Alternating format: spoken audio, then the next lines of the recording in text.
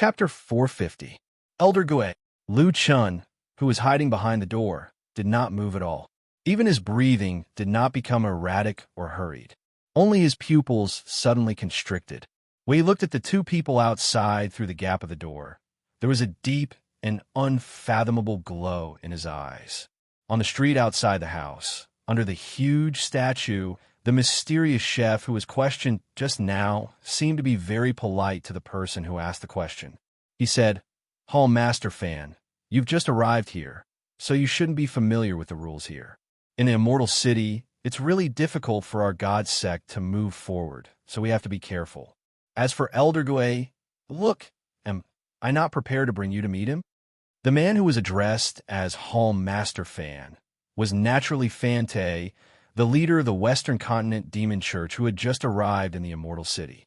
After hearing the chef's words, he shook his head and said, "Looking at your attitude, even if I follow you there, I will not be able to meet Elder Gui immediately. Perhaps there will be a few more checkpoints to verify my identity, purpose, and so on. Is that so?" The chef did not deny it. He only hesitated for a moment before saying apologetically, "Hall Master Fan, you are wise.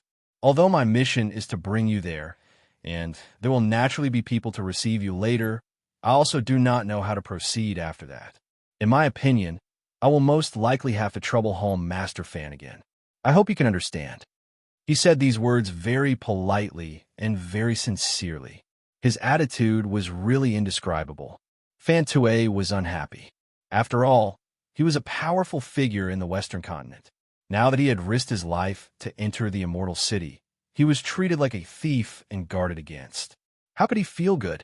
However, facing this humble and gentle chef, he couldn't lose his temper. He could only sigh and say, "Could it be that the Floating Clouds Agency is really so scary?" The chef nodded and said, "Yes. Fuyunji has been fighting with our god sect for decades. Their methods are vicious and vicious. It can even be said that they are unscrupulous. Everyone in the world scolds our divine sect for being evil and harming people and sees us as enemies. But in fact, in these decades of battles, the actions of those people in Fuyunji are even worse than our divine sect." Fan Tue snorted. Clearly, he had no objections to Chef's words. He nodded and said, "It's all that Baldy Tianlan's doing." Perfected Lord Tianlan's prestige was illustrious, and his name had shaken the world for decades. The most eye-catching characteristic of him was his unswerving determination to fight the evil cult to the death. To the devil cult, that damn Baldy from Tianlong Mountain was indeed a great enemy of life and death, a blood feud as deep as the sea. The gnashing of teeth was also innumerable. Chef smiled bitterly. A trace of helplessness flashed across his eyes. There's a bit of heartache and desolation of being helpless towards that person even though they hated him to the core. Then, he said, "The Immortal City is the center of the world's cultivation world. If one wants to achieve something, the Immortal City is a place that all militarists must fight for.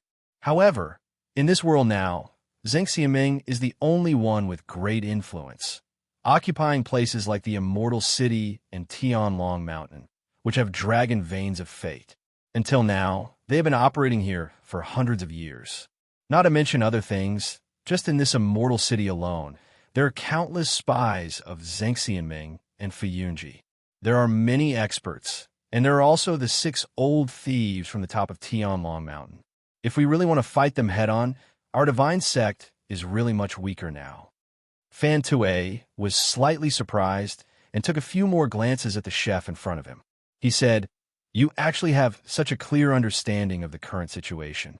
It seems like our divine sect also has many hidden talents in the Immortal City." Chef smiled and said, "Hall Master Fan, you're too kind. I'm just a nobody under Elder Ghost, not worth mentioning. At most, I've just stayed in the Immortal City for a long time and saw a little more things, so naturally I know a little more, that's all. However, to be honest, now that the enemy is strong and Fuyunji and Tianlong see Elder Ghost as a thorn in their side, they must get rid of him as soon as possible. However, if Elder Ghost is slightly careless and reveals a little of his whereabouts, he He will definitely attract a large number of experts to surround and kill him.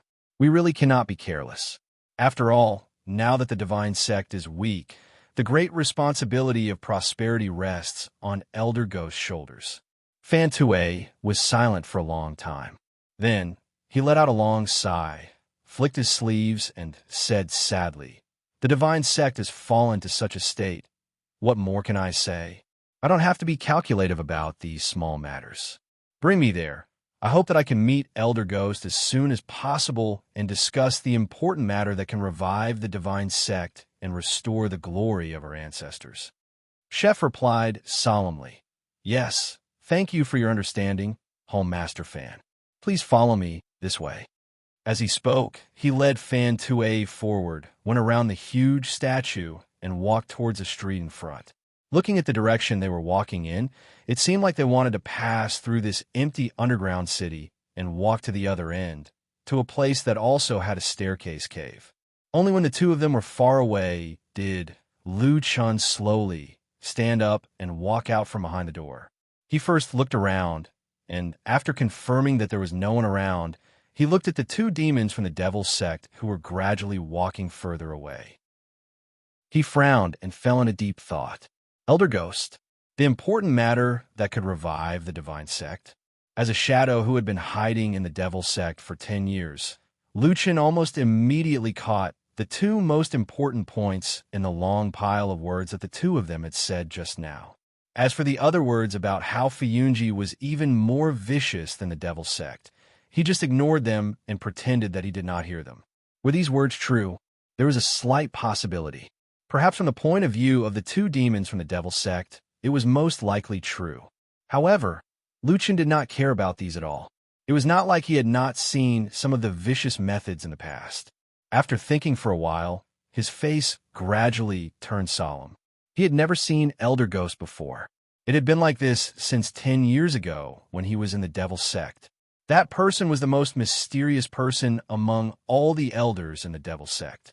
Even in the early days, the people in Fiyunji had doubted whether this Elder Ghost really existed or if it was just a fabricated excuse by the Devil's Sect to boast about their own strength.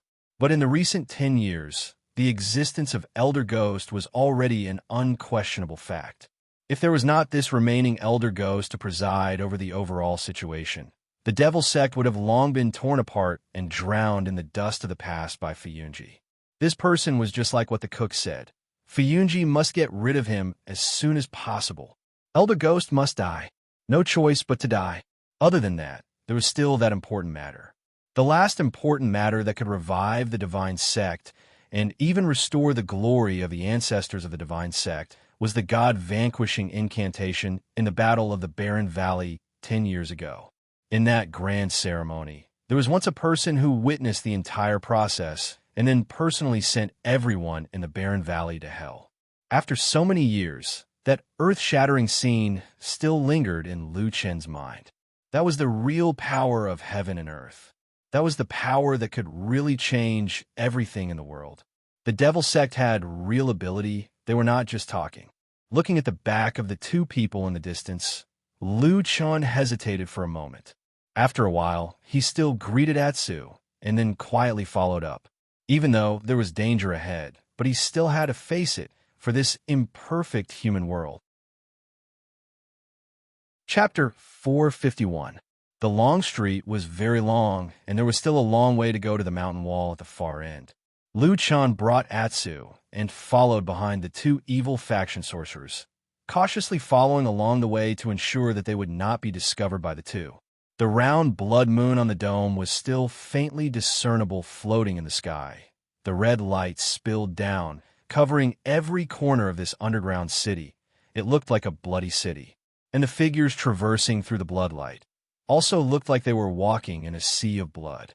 After following them for a while, Lu Chun suddenly felt a little strange in his heart.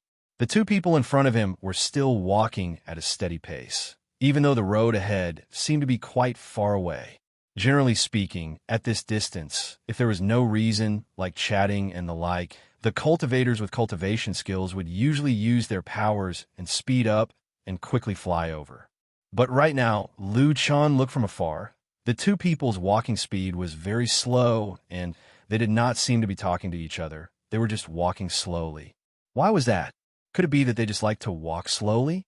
This answer was somewhat unacceptable, especially in this underground labyrinth city. The two evil faction demons obviously had urgent matters to attend to. They still had to meet the legendary mysterious Ghost Elder. No matter what, there seemed to be no reason to procrastinate like this. Lu Chun pondered for a moment, turned his head and looked around. Other than those tall houses and empty streets, there was only that ubiquitous blood-red light. Other than that, there was nothing unusual. Could it be that there is a problem with the red light here? Lu Chun almost thought of this at the first moment.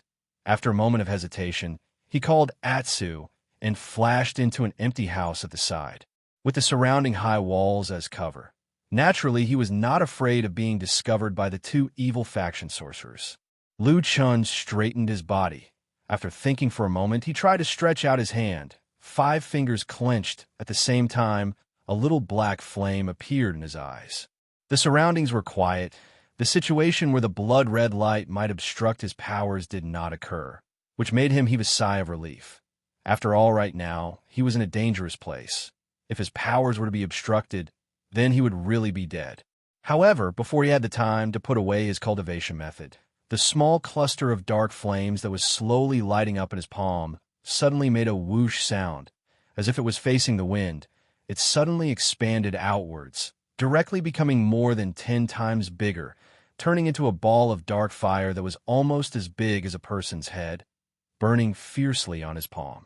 Atsu was shocked, abruptly retreated 2 steps to the side. And Lu Chun was also taken aback. His face revealed a stunned expression. When he was experimenting with the spell just now, he didn't use any more magic power. Everything was the same as usual. However, the black fire that suddenly grew in size before him seemed to have increased his magic power tenfold in one night. His cultivation and magic power had already increased by 10 times in one night. Of course, Lu Chun did not believe this at all. He knew his own situation best. Although he often did not slack off in his daily cultivation, this strange power that originated from the curse of the black fire, through cultivation, did not increase very quickly. He even made a comparison. When he killed some powerful cultivators and life forms, the method of absorbing the aura of dead spirits gave the black fire a boost. Instead, it was faster than the speed of his daily cultivation. This was an extremely evil and strange technique. Lu Chun could not be clearer about the power of the black flames in his body. At the same time, he could also clearly determine that the black flames in his body were definitely not as powerful as they were now. So why did it suddenly increase by 10 times overnight?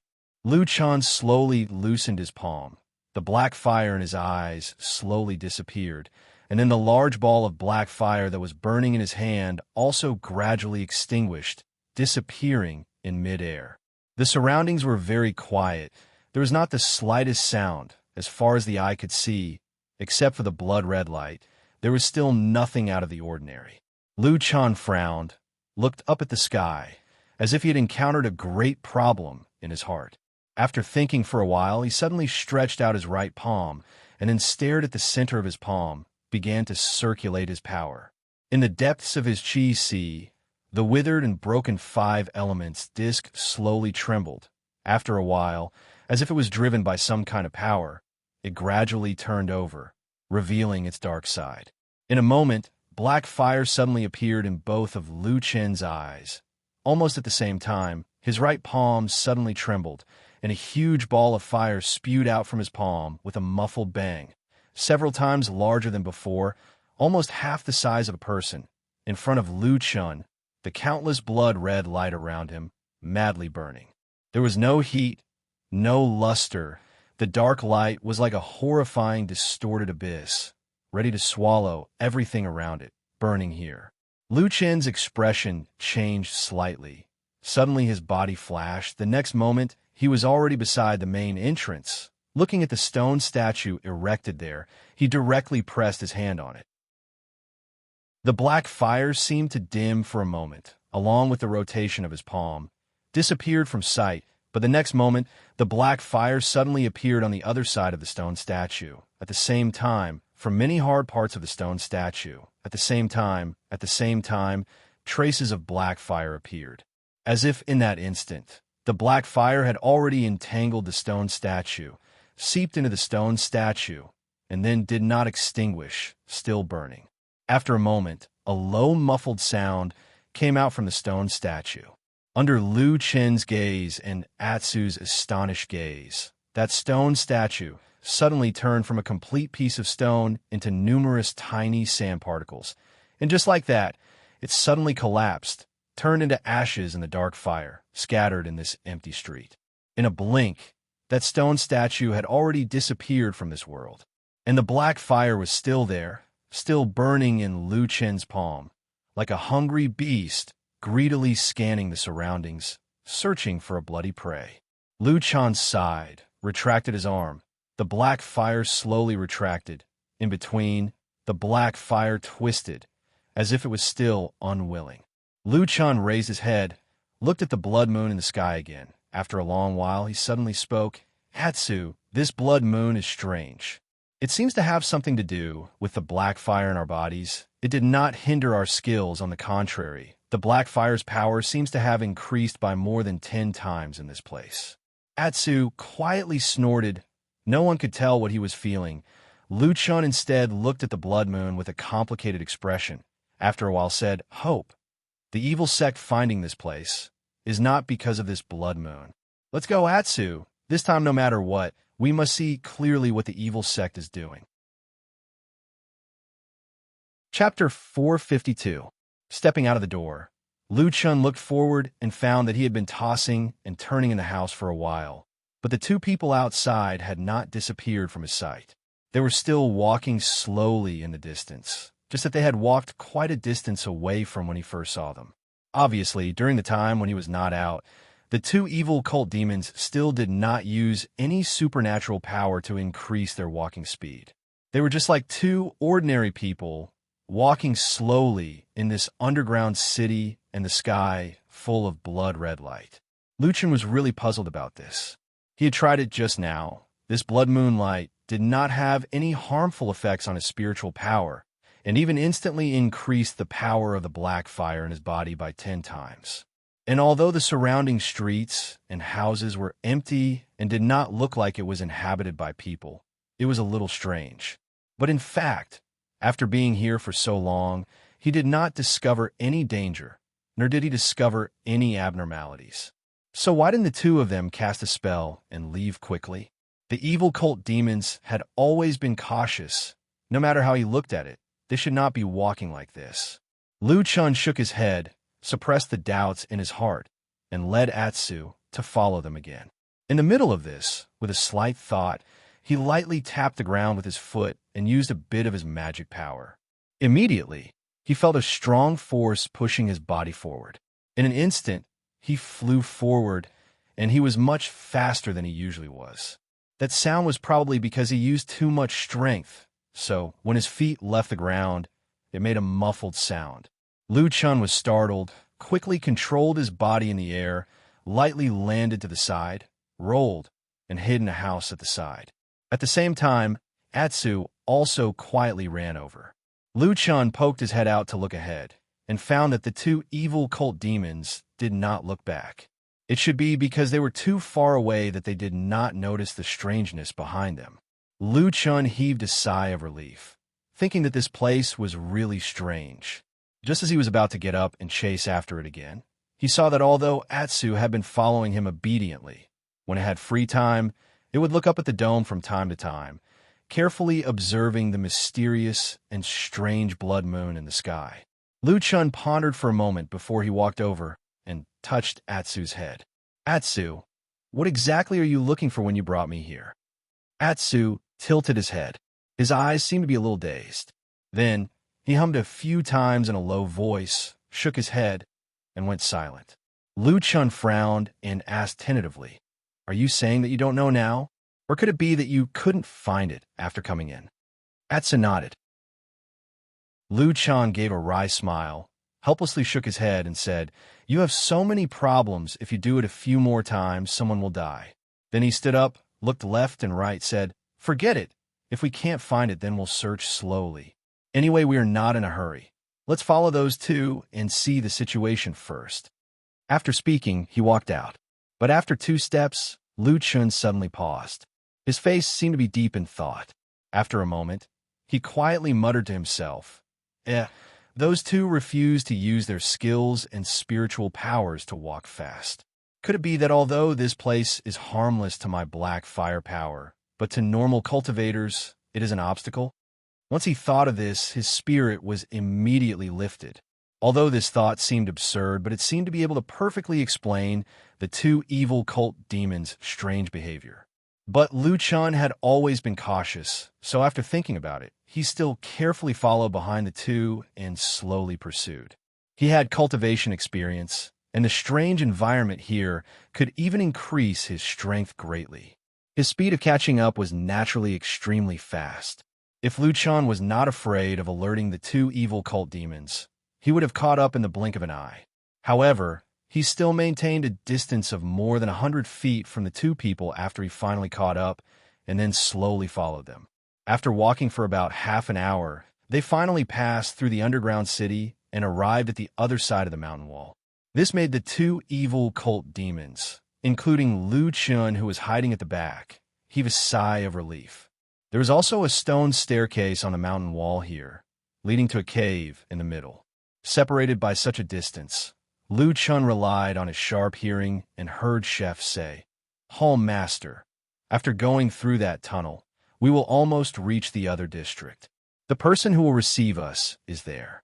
If there are no other accidents, you should be able to see Elder Ghost very soon." The other person nodded and said, "That's good. Let's go quickly. That blood moon here is eerie and strange. I always feel uncomfortable in my heart." That chef smiled and led the way up the stone stairs. Lu Chun was worried that if he followed too closely, he would be easily discovered by the 2 evil cult demons.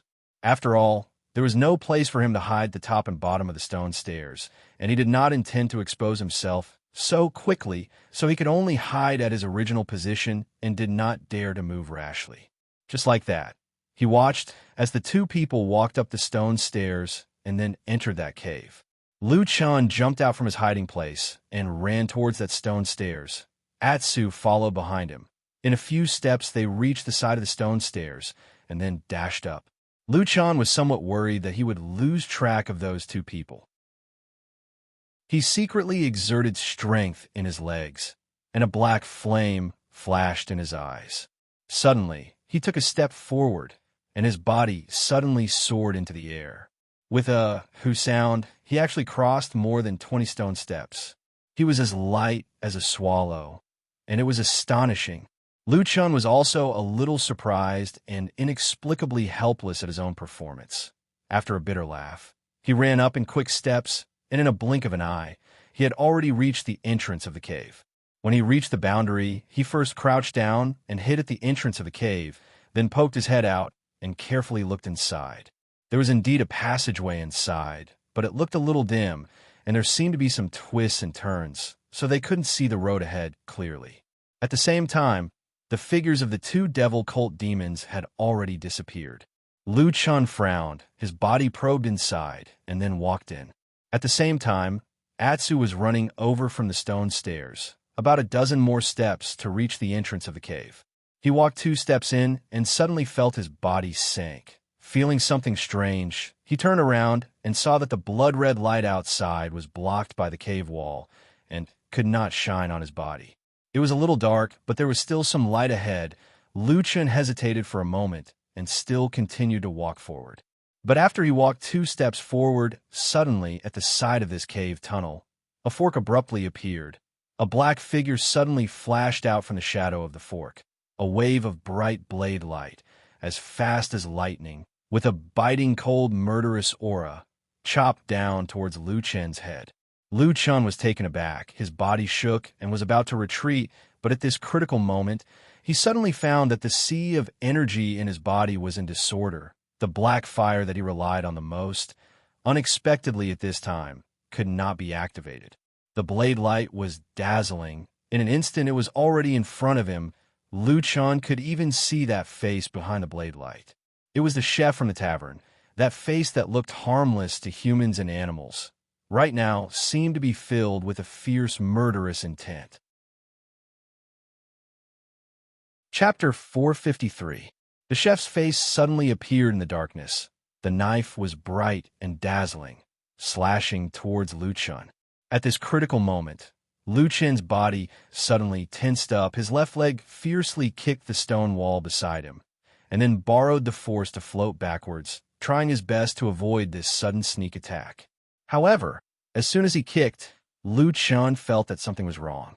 The initial lightness had disappeared, and he even felt that his body was a little sluggish. He did not know if it was because he had experienced the sudden increase in his magical power for too long, and the discomfort of the sudden disappearance of this feeling was unknown. As to why this happened, Lu Chen's mind was like lightning and thunder, and very quickly he thought of a very big possibility. The blood moon, or rather the blood-colored moonlight that sprinkled down from the sky. After he walked into this tunnel, because of the obstruction of the mountain wall, it no longer landed on his body. It seemed that the blood moon's light was indeed strange, and only when it landed on a human body could it stimulate the power of the black fire in Lu Chen's body to greatly increase. However, at this critical moment, although Lu Chun thought of this, he did not have much time to think because in the flash of a knife, a smear of blood suddenly lit up. After letting out a low groan, Lu Chun staggered backwards, and at the same time, a blood stain appeared on his clothes at his waist, and blood slowly seeped out. The chef in front of him had a high level of cultivation, and the timing of his sneak attack was unusually ruthless and ruthless. It was obvious that he was not a newbie, but a veteran who had been immersed in this line of work for many years. Even Lu Chun, who was caught off guard, fell into his trap. After succeeding in one move, this chef did not hesitate and directly rushed forward. The knife's light flipped like a death god and stabbed towards Lu Chen's throat, chest, abdomen, head, and other fatal points. The knife was vicious and did not leave any leeway wanting to kill him. However, after Lu Chun was injured by the first slash, although he was in a somewhat sorry state, he was still calm. While he staggered backwards, his reaction was quick and decisive. Even though he kept rolling and dodging, pulling the wound on his waist, and causing more blood to flow out, his expression did not change in the slightest, as if the wound was not his. In just a few short exchanges, Lu Chun dodged the chef killer's 7 or 8 killing moves. At the same time, he retreated to the entrance of the tunnel. Suddenly, he seemed to step on air. With a cry of surprise, he fell backward and rolled down the stone stairs. As he tumbled, the blood-colored moonlight on the ceiling of the cave slowly fell on his body again. The chef who had chased Lu Chun to the entrance of the cave was clearly a little hesitant. However, when he saw Lu Chen's powerless appearance as he rolled on the ground, and more blood gushed out from his waist, his eyes brightened. Then, as if he had made up his mind, he clenched the knife in his hand and chased after Lu Chun. When he left the cave and rushed down the stone stairs, this chef's movements seemed to be affected, not as agile as before, as if he had stepped into a quagmire. But fortunately, his expression was still very calm. At the same time his eyes revealed a fierce glint, waved his knife towards Lu Chun. A black figure suddenly landed behind him without a sound, stood at the entrance of the cave. That was a huge and sturdy black dog. Lu Chun was still tumbling down in a sorry state, as if he had fallen into a state of dizziness. After a while, he managed to grab onto a stone step with great difficulty. Only then did he stop, but he was already in a sorry state. However, an even more dangerous figure appeared in a blink of an eye. That chef ran down with a sharp knife in his hand, a cold smile on his face, waved his knife, and slashed down, as if he had no intention of leaving him alive. Lu Chun half sat on the ground. His eyes seemed to be in a daze, as if subconsciously he stretched out a palm to block the sharp knife. The chef killer's face revealed a sinister and disdainful smile. He could even imagine what would happen next. A large amount of blood would splatter into the air. That person's arm would be cut off. Screams would resound in this underground space. and then another life would be added to his hands. Die! He roared in his heart and slashed down with even more force. The blood-red moonlight quietly sprinkled down from above his head, floating erratically, and for a moment, the chef-killer seemed to see a blur, as if the light of the blood moon was too dazzling or something else he did not know, but there was a vague uneasiness in his heart. But all of this happened in an instant. He did not have time to think carefully and did not have time to react. In the blink of an eye, the knife and the arm that was stretched out came into contact. Blood floated. He opened his eyes wide, ready to see blood splatter everywhere. But there was no blood. There was no bright red blood.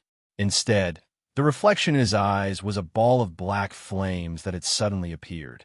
A ball of raging black flames suddenly spewed out from the arm, directly wrapping around the blade that was chopping down. In a moment, the black flames crazily rolled, and then the originally snow-white blade suddenly curled, wrinkled, and shrunk into a ball. With a pung sound, it fell to the ground and even bounced a few times. Along with the deformed knife fell to the ground another section of the hand that was burnt black. A putrid stench suddenly filled the air. The chef-killer's eyes widened in disbelief as he looked at Lu Chun and then at his own arm. His face was full of horror, as if he had seen something unbelievable, but the truth was right in front of his eyes. That ball of black fire, that terrifying dark flame, was so powerful that it was terrifying. Not only did it directly destroy his weapon, but it even burned his palm in an instant with the force of breaking dry weeds and smashing rotten wood. Until this moment, the chef-killer let out a mournful and inhuman scream. But he was after all an experienced evil sect killer. Not only did he not turn crazy and scared silly, instead he immediately made the correct judgment. His feet tapped on the floor, his body flew out, fleeing for his life towards the passage behind him. This mysterious young man in front of him was obviously powerful, although he did not know why this person was able to preserve such powerful power in the Blood Moon shadow. But obviously he could not fight against him, so the best way was to escape immediately. Ahead was the place where the rest of the evil sect people were waiting for support. As long as he escaped, there would definitely be hope. He tried his best to dash forward, but after dashing for several feet, his expression suddenly turned sluggish. His eyes revealed a trace of disbelief and despair. He saw a tall black dog standing at the only escape hole, looking down at him condescendingly. Its eyes were filled with disdain, as if it was looking at a dead man. Footsteps were heard behind. The chef looked back and saw Lu Chun climbing up from the ground. The black flame was still burning on his hand, and he walked up step by step. The chef's body trembled, suddenly gave a roar, and then recklessly dashed up. Wasn't it just a black dog? The chef thought viciously in his heart. A glint flashed in the black dog's eyes, reflecting the ferocious figure that was dashing over, and then it suddenly gave a roar, leapt into the air, and pounced over. That figure that was like a small mountain suddenly seemed to cover the sky and press down on him. Chef looked up hurriedly, but suddenly saw that in the eyes of that huge black dog, there seemed to be a strange black flame suddenly burning, like a demon from hell baring its fangs and brandishing its claws, pouncing towards him. That was what he saw before his death, the last scene. After a moment, blood splashed up with a loud bang, splattering into the air, adding some mournfulness to this empty underground city. Chapter 454. The lifeless body rolled down the stone steps, colliding with each other along the way, rolling faster and faster. In the blood-red light, it looked somewhat miserable. Finally, it fell to the ground with a bang, and then rolled for a distance before stopping. Lu Chun stared at the body below, then turned and walked up. Atsu, who was standing not far from the cave entrance, wagged its tail at him. When Lu Chun walked past it, he smiled, stretched out his hand, and patted its head. When he walked back into the cave, Lu Chun hesitated for a moment, and even turned back to look at that strange blood moon hanging in the air, his heart filled with doubt and curiosity. But among the two evil sect demons who had just chased over, one of the chefs was already dead, but the other man, called Hall Leader Fan, was not here. Lu Chen looked at the deep cave entrance ahead. When he was about to step inside, he suddenly stopped. His expression fluctuated, and after a while, he slowly pulled back his foot that had been stretched out. The evil cult sorcerer in front had obviously escaped. Perhaps there was someone coming to their aid. Perhaps the identity of that man, surname Fan, was also very important. Because this time he actually said that he wanted to see the evil cult's biggest leader, Elder Ghost. Maybe the opportunity to track the evil sect's biggest secret for decades was just ahead. Maybe that mysterious Elder Ghost was also there. Lu Chen clearly knew. If it was him during the Battle of the Barren Valley, he would definitely continue to pursue. For the common people? For justice and justice. Maybe, at that time in his heart, he had no doubt about it. But now, at that moment, Lu Chen seemed to suddenly ask himself this question in his heart. Atsu was about to follow in, who knew that Lu Chen suddenly stopped, couldn't help but looked at him strangely. Standing where he was, Lu Chen frowned slightly and thought for a while, then gently exhaled. Or probably should be believing in those things. Just that, he was no longer a young man. He thought of even more dangers and apprehensions. The hot-blooded feeling from those years was finally gone. He looked coldly at the tunnel in front of him, then stepped back and said to Atsu, "Let's go." That man with the surname Fan took advantage of the opportunity to escape. If I'm not mistaken, there must be people from the devil cult coming to his aid. Unless we can intercept him before he finds his aid, we will inevitably fall into a bitter battle. The situation in the cave is unclear. I don't want to take the risk, Lu Chen said to Atsu as he walked up the stone stairs. Atsu didn't know if he understood or not, but he didn't reply. He just kept looking left and right at his surroundings. Lu Chen looked at the blood moon above his head, pondered for a moment, and then said, "That chef is dead. The evil cult's people will only have two reactions. One is to escape. Two, they have a lot of people here and their strength is strong. Then they will rush over to kill us. I don't think we can stay here for long. We need to leave this place." But how could they leave this maze-like underground city? Lu Chen looked around. After a moment, he suddenly pointed to a place in front of him and said in a deep voice, "Let's go there." Atsu raised his head and took a look. That seemed to be the place where the two demons from the devil cult came in. Since the way they came in was blocked by collapsed rocks, the place where the two demons from the devil cult came in would not also be blocked. Lu Chen thought to himself as he quickly led Atsu in that direction. At this moment, because of the strange power of the blood moon in the sky, he and Atsu's speed became abnormally fast. They quickly passed through the underground city and rushed toward the entrance of the cave that the two demons came in from. Not long after their figures entered the stone wall, a whistling sound came from the entrance of the tunnel that led to another unknown place. After a moment, more than 10 figures rushed out from inside, including Hall Master Fante. However, in front of them was an empty city that was shrouded by the blood-colored moonlight. It was silent, and not a single sound could be heard. Suddenly, someone exclaimed and rushed down, following which the others also saw the motionless corpse of a chef lying on the ground. Suddenly, there was a commotion in the crowd.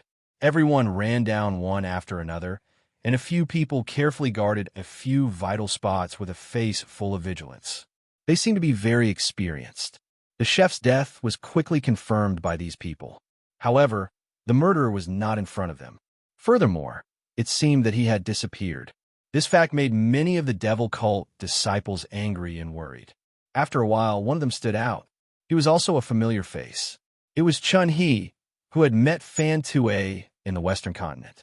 He looked around and swept his gaze across the blood-colored city. At the same time, he said in a deep voice, "Send 2 people to escort home Master Fan back. Elder Ghost has something to discuss with him. The rest of you, follow me. We must find the person who followed us and see who he is." The people beside him agreed. Fan Tue walked over, nodded at him, and said, "That person seems a little strange. Be careful." Chen's expression was solemn. He said cautiously, "I know. This is a secret location that our divine cult has only opened up after many years of operation. It is also protected by the legendary ancient relic seal. We thought that nothing would go wrong, but we did not expect someone to sneak in. We must not allow this person to live. Fan Tue nodded and left. He followed the stone steps back and quickly disappeared from this place. Chun He, who was left in the blood-colored city, frowned. After hesitating for a moment, he suddenly waved his hand and shouted, "Leave one person to guard the entrance of this cave. The rest of you will search along the streets. Split up. Once you find anything, immediately shout loudly for your companions. We must capture that thief." Someone at the side asked, "Sir, must we capture him alive?" Chun He paused for a moment before coldly saying, "Capture him alive if you can. If that person resists stubbornly, kill him." Yes. The surrounding people all agreed and immediately separated into a large group. Like a fan, they spread out towards the underground city, searching street by street, door by door, house by house, searching in detail. The blood-colored moonlight shone on this underground cave. It was as though this place had turned into a blood-colored sea. It made one's scalp go numb. Chun He did not follow them. He stood at the top of the stone steps and looked down at the situation below. He could clearly see the situation of his subordinates' search from where he was. They were indeed very detailed. They were like a sieve that slowly filtered through the area. However, after a while, even though they had already searched half the street, no one had found anything. The mysterious person who had followed them seemed to have suddenly disappeared from this place. Chun He frowned and looked into the distance. Suddenly, his gaze focused. He saw the other end of this city. He saw a few tunnels that had been carved out of the mountain walls. Could he have escaped from that direction? Chun He thought to himself. However, he did not dare to be sure. Chapter 455. After Lu Chun and Atsu walked into the passageway, they found that this passageway was different from the one behind the broken stone wall. The passageway inside was very spacious, at least twice as wide. At the same time, there were some unknown stones inlaid on both sides, emitting a white cold light, illuminating the originally dark passageway. The light of the blood moon outside could no longer reach here. Lu Chun immediately felt that his body seemed to have become heavier, which gave him a strange feeling. Turning back to look at Atsu, who was walking beside him, he found that this black dog did not seem to be out of the ordinary. The passageway was very long. Most of it was straight ahead, but there were a few turns in the middle. The surroundings were very quiet, without the slightest sound, as if they were walking in the underground city shrouded by the blood moon. Lu Chun remembered very clearly that the two evil cult demons just now walked out from here. Then, if they walked from here, would they be able to find the entrance they came in from? He frowned slightly, carefully observing the situation around him as he walked forward without stopping. In the White Tiger district of the Immortal City, the towering ancient white tiger statue still stood among the many buildings as usual, watching the vicissitudes of life, only it seemed to never change. In its famous pair of eyes, following the loud bang, the light flickered as it looked towards the place where the explosion occurred. Fuyunji had lost all its face today. The casualties were heavy, and the losses were so great, it was the first time in more than 10 years. At least when Shui Ying recalled the past. If she counted from the famous battle of the Barren Valley more than 10 years ago, today's mistake in being ambushed by the evil cult was the most painful failure. Since the explosion until now, her face had been very pale, and her expression had always been as cold as frost. Under that beautiful face, there seemed to be an expanding murderous aura stirring from time to time, like a ferocious beast ready to pounce and eat people at any time. Among all the people in Fuyunji who were still alive, no one dared to say a word to Shui Ying, and no one was willing to stay beside this woman who had obviously fallen into a frenzy. At this moment, any order she gave was like an iron law and was immediately and decisively executed. However, no one present, including Shui Ying herself, knew what fate awaited Shui Ying after today, or perhaps even earlier. This was because the bald and burly perfected Lord Tianlan in a wide-sleeved robe was still standing at the edge of the pit, waiting silently. Under Shui Ying's command, Fuyunji immediately sent many people to the bottom of the pit and began to dig. In the beginning, because of the explosion, the bottom of the crater was still very hot, which caused a lot of trouble for everyone. However, this temperature was very strange, just like the strange flame that suddenly ignited before. Although the power that erupted in an instant was abnormally terrifying, the temperature dropped extremely quickly. Therefore, after a while, the soil at the bottom of the pit that was too hot to touch immediately cooled down. Although there was still some temperature, for these cultivators, it was no longer a problem. The excavation began immediately. The first thing they did was to look for the places where the ancient ruins had been exposed. As the soil was dug up, more and more of the ancient ruins' green brick walls were revealed. However, many places were damaged. It seemed that the underground ruins had been shaken and damaged by the explosion just now. There were holes and damaged ruins everywhere. Shui Ying's expression was cold, and she personally came down to command everyone. Her eyes were like cold lightning, but there was a faint trace of anxiety and urgency in the depths of her eyes. None of the members of the Floating Clouds Agency were weak. Thus, they were able to quickly sweep away the dirt on the ground. However, they soon encountered quite a bit of trouble in clearing away the ruins. Many places were very sturdy and the terrain was narrow. It took a lot of effort to clear them out.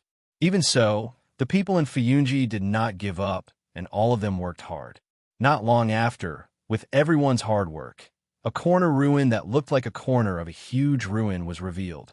However, that was all they found. There were no tunnels, no entrances, and they did not even find a place to escape to. The people in Fuyunji at the bottom of the pit looked at each other, while Shui Ying's face turned green. It should be known that Fuyunji had already sent people to carefully search the scene. After checking the charred corpses, they concluded that the evil sect Fan Tue, as well as the unknown chef, did not die here. Then where did their corpses go?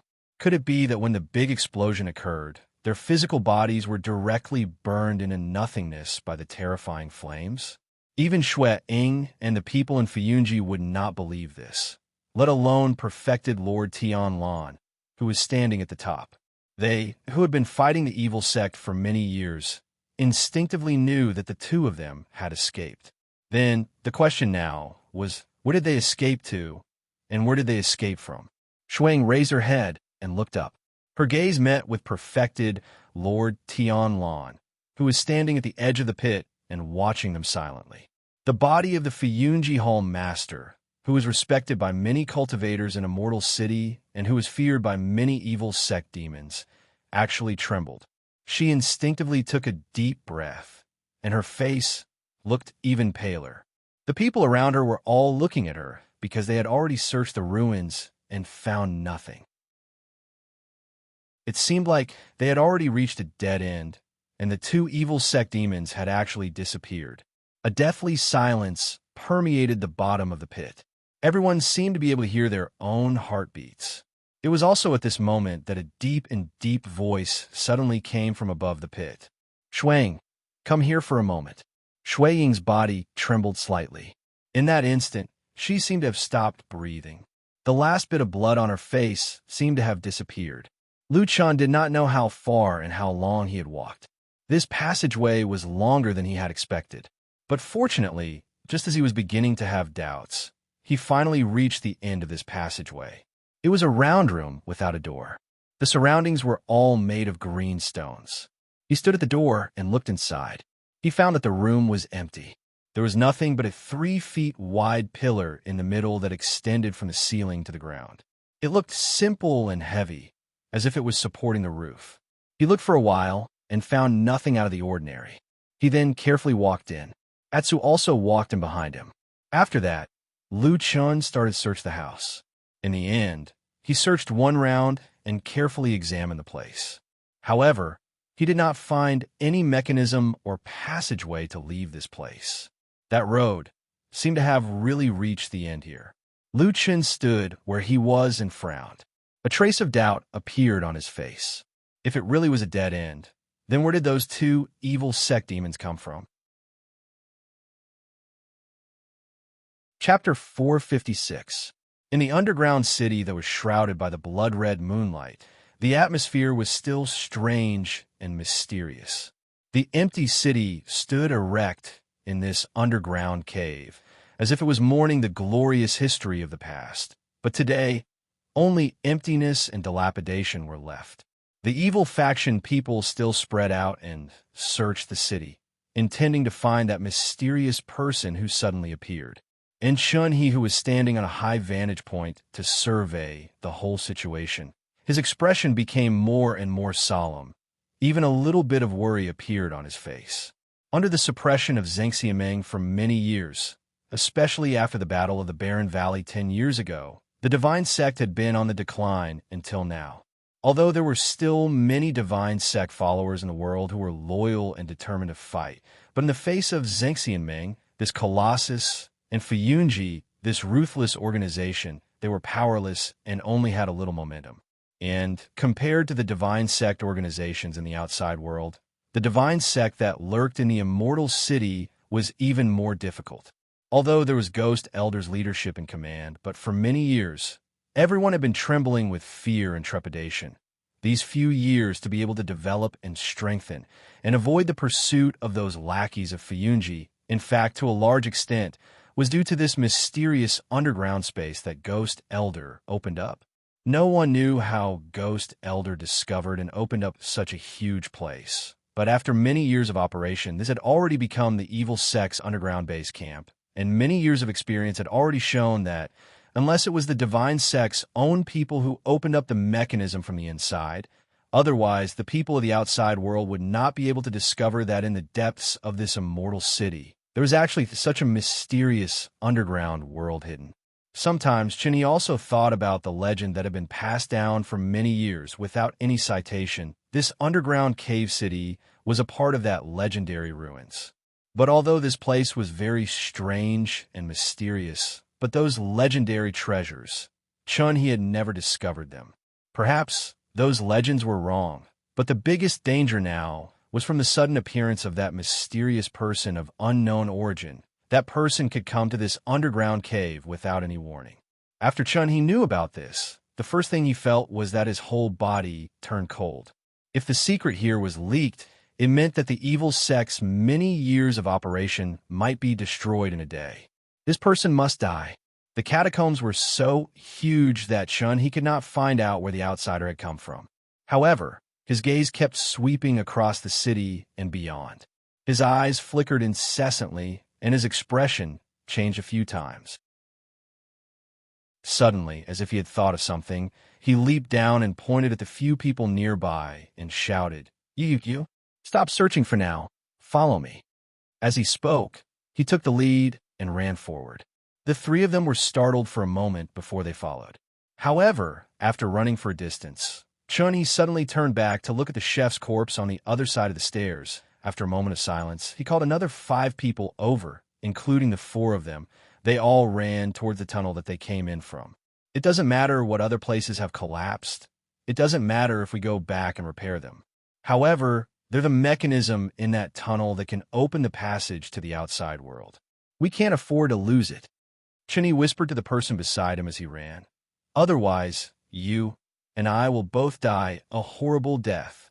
In that circular room, Lu Chan stood in the middle of the room, looking around, his brows knitted tightly. The black dog looked much more relaxed than Lu Chen. Not sure if it was because of the long run and the previous fight, it was tired and sprawled lazily on the ground, yawning. Lu Chan searched everywhere in the circular room, including the pillar in the middle of the room, but did not find anything suspicious. There seemed to be nothing in this empty room. Other than an entrance, nothing else could be found. Such a long path leading to this place, and in the end, it was just such an inexplicable room. This, of course, did not make sense. Lu Chen shook his head, looked around, and fell in a deep thought. But after a long while, he still could not make any headway. After a while, he suddenly had a thought and looked up. He saw that the roof of the room was also made of pieces of stones, looking solid and heavy. The square stones were arranged neatly, and only near the central pillar was a circular shape dug out, allowing the pillar to pass through. Lu Chen walked around the pillar, looking carefully at all the places above his head, but he still did not find anything. This made him feel a little helpless. Just as he was worrying, he saw the stupid dog lying on the ground next to him sleepily. He could not help but feel a little annoyed, so he walked over and kicked it casually, saying, "Hey, stupid dog, we're going to be locked here soon. Do you have any idea?" Before the word idea left his mouth, Lu Chen's eyes suddenly lit up. After thinking for a moment, he hugged Atsu's head and dragged it to the door, saying, "Hey, stupid dog, this time it's all up to you." Atsu raised its head and looked at Lu Chen blankly. Lu Chen pointed to the ground and said in a deep voice, "Smell, smell everywhere. Apart from the two of us, did anyone else pass by here? If there is, find out where they came from." Atsu wagged its tail, looking a little hesitant, but under Lu Chen's urging, it quickly lowered its head and sniffed the empty ground. In the beginning, Atsu's movements were obviously relatively slow. Its nose sniffed the ground for a long time, left and right, as if it was carefully distinguishing or investigating something. In the middle, it looked up at Lu Chen several times, as if it was a little puzzled. However, after a while, Atsu seemed to have made some progress. It looked a little excited, and its movements became a little faster. It slowly began to walk forward on the ground, and at the same time, it was still sniffing the ground. Lu Chen was overjoyed, and he followed behind Atsu, saying, "Well, it smells good. We must find it." At this moment, his face suddenly changed slightly, and he turned to look at the door. Outside the door was still an empty passageway. There was not a single person in sight. Lu Chen frowned, walked over, and poked his head out to look at the passage outside. It was straight and long, and it was quiet. However, from a faraway place, in the midst of the silence, there seemed to be a very faint voice suddenly coming over. "Pa, pa, pa, pa." The sound was small and light, but it slowly became louder and clearer. It seemed that a group of people was running here quickly. Lu Chen's face turned cold, and in his eyes, black flames flashed. Chapter 457. Lu Chen's face was gloomy. A murderous look surfaced on his face. Needless to say, the pursuers outside were most likely the evil faction's troops, and right now, there was no way to escape. It looked like a hopeless situation. The evil faction had a blood feud with him. It was impossible to reconcile. If they found him here, most likely it would be a bloody battle to the death. Lu Chen was well aware of this. He also knew the craziness of the evil faction's followers, but after many years of experience, countless adventures and tribulations on the edge of life and death, it had long made his will as hard as steel. Even if he were to die here today, he was not afraid of anything. In fact, compared to death, Lu Chen was more unwilling to fall into the hands of the evil faction. In the past years, he had deeply witnessed the darkest scenes of this crazy sect. Even he himself had once become a part of this darkness. He thought quietly in his heart, and then a black dagger quietly appeared in his hand. Life or death, it all depended on himself. He looked back and found that Atsu had already walked to the stone pillar in the center and was sniffing carefully, but for the time being, it seemed that there was still nothing. Lu Chen's heart suddenly moved. He thought a strange thing. It was those two people who walked out from here. Then there must be a mechanism here that could open a secret door somewhere. But right now, they could not find it. There were only two possibilities. One, the mechanism here was too well hidden in a top secret place. Even Atsu could not find it. Two, the evil faction's sorcerers had secretly opened the door here from the beginning, and after the changes happened outside, they directly entered here and closed the secret door. Which one it was not important. The important thing was there must be an exit here. Lu Chen looked around, his eyes flashed, and then he saw Atsu's footsteps were getting faster and faster, but he kept circling around that pillar. With every circle, Atsu would growl in a low voice, looking more and more perplexed, but he still could not find that damn mechanism's entrance. Outside the door, the footsteps were getting closer and closer, as if they had reached the last straight passage leading here. Lu Chen's eyes flashed. Suddenly he strode over, grabbed Atsu, and then leaned it behind him, whispered urgently, "Go up, step on my shoulder and smell." Atsu was stunned for a moment. Before it could react, Lu Chen had already squatted down, grabbed Atsu's feet, and put it on his shoulder. Atsu immediately understood. It was a little hesitant at first, but then it also leaned on him. Lu Chun let out a muffled groan. He straightened his body and pushed Atu's body up. At the same time, his expression changed slightly. He snorted coldly and cursed. "Damn it, you stupid dog. You can't eat so much in the future. It's so heavy." Atu let out a low growl with some dissatisfaction. It looked a little annoyed, but with Lu Chin's help, it quickly approached the roof. Atsu stood up like a human, stretched out its nose, and started sniffing. Not long after, Atsu's body suddenly stopped, as if it had discovered something. It barked a few times and then looked very excited. It stretched out its two front paws and desperately slapped a piece of green brick beside the stone pillar. Lu Chun was overjoyed. Just as he was about to take action, suddenly he heard a crisp sound from above, followed by a thin piece of stone falling down, landing on the ground with a bang. At the top of the roof, a small square hole was revealed. Inside was a red handle.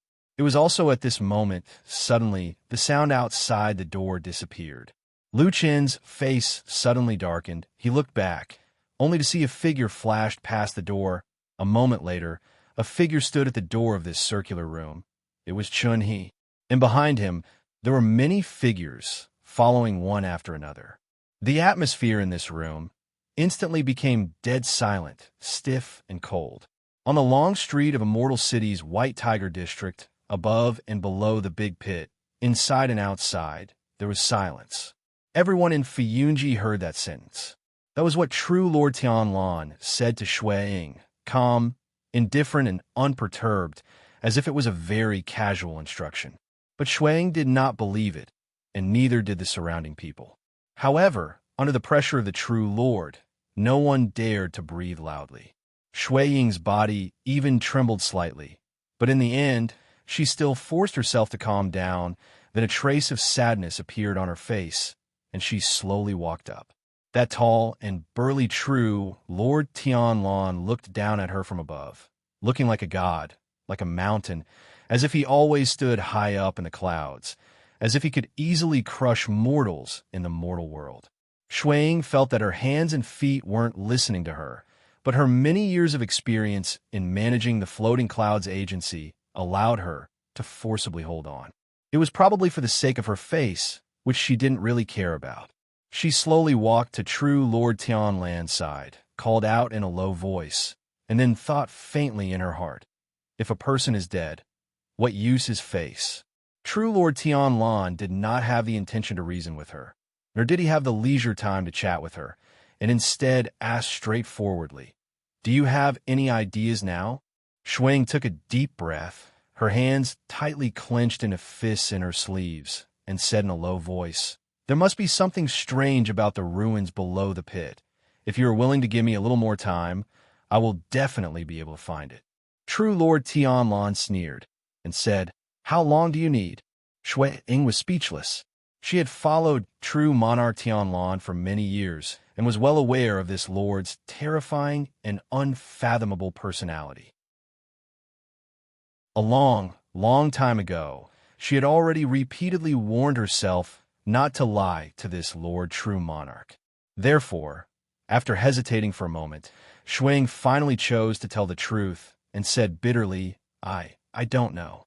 A green aura flashed across true Lord Tianlan's face, and his gaze swept across the surrounding long street. The mess in the pit, the charred corpses, the heavily injured people lying on the ground, and said in a low voice, "It's been more than 10 years. This is the worst defeat we've suffered in the hands of the Devil Sect in more than 10 years. Shui-Ying lowered her head, unable to speak, and her body trembled slightly. True Lord Tianlan looked at her. An enormous aura swept over like a raging wave.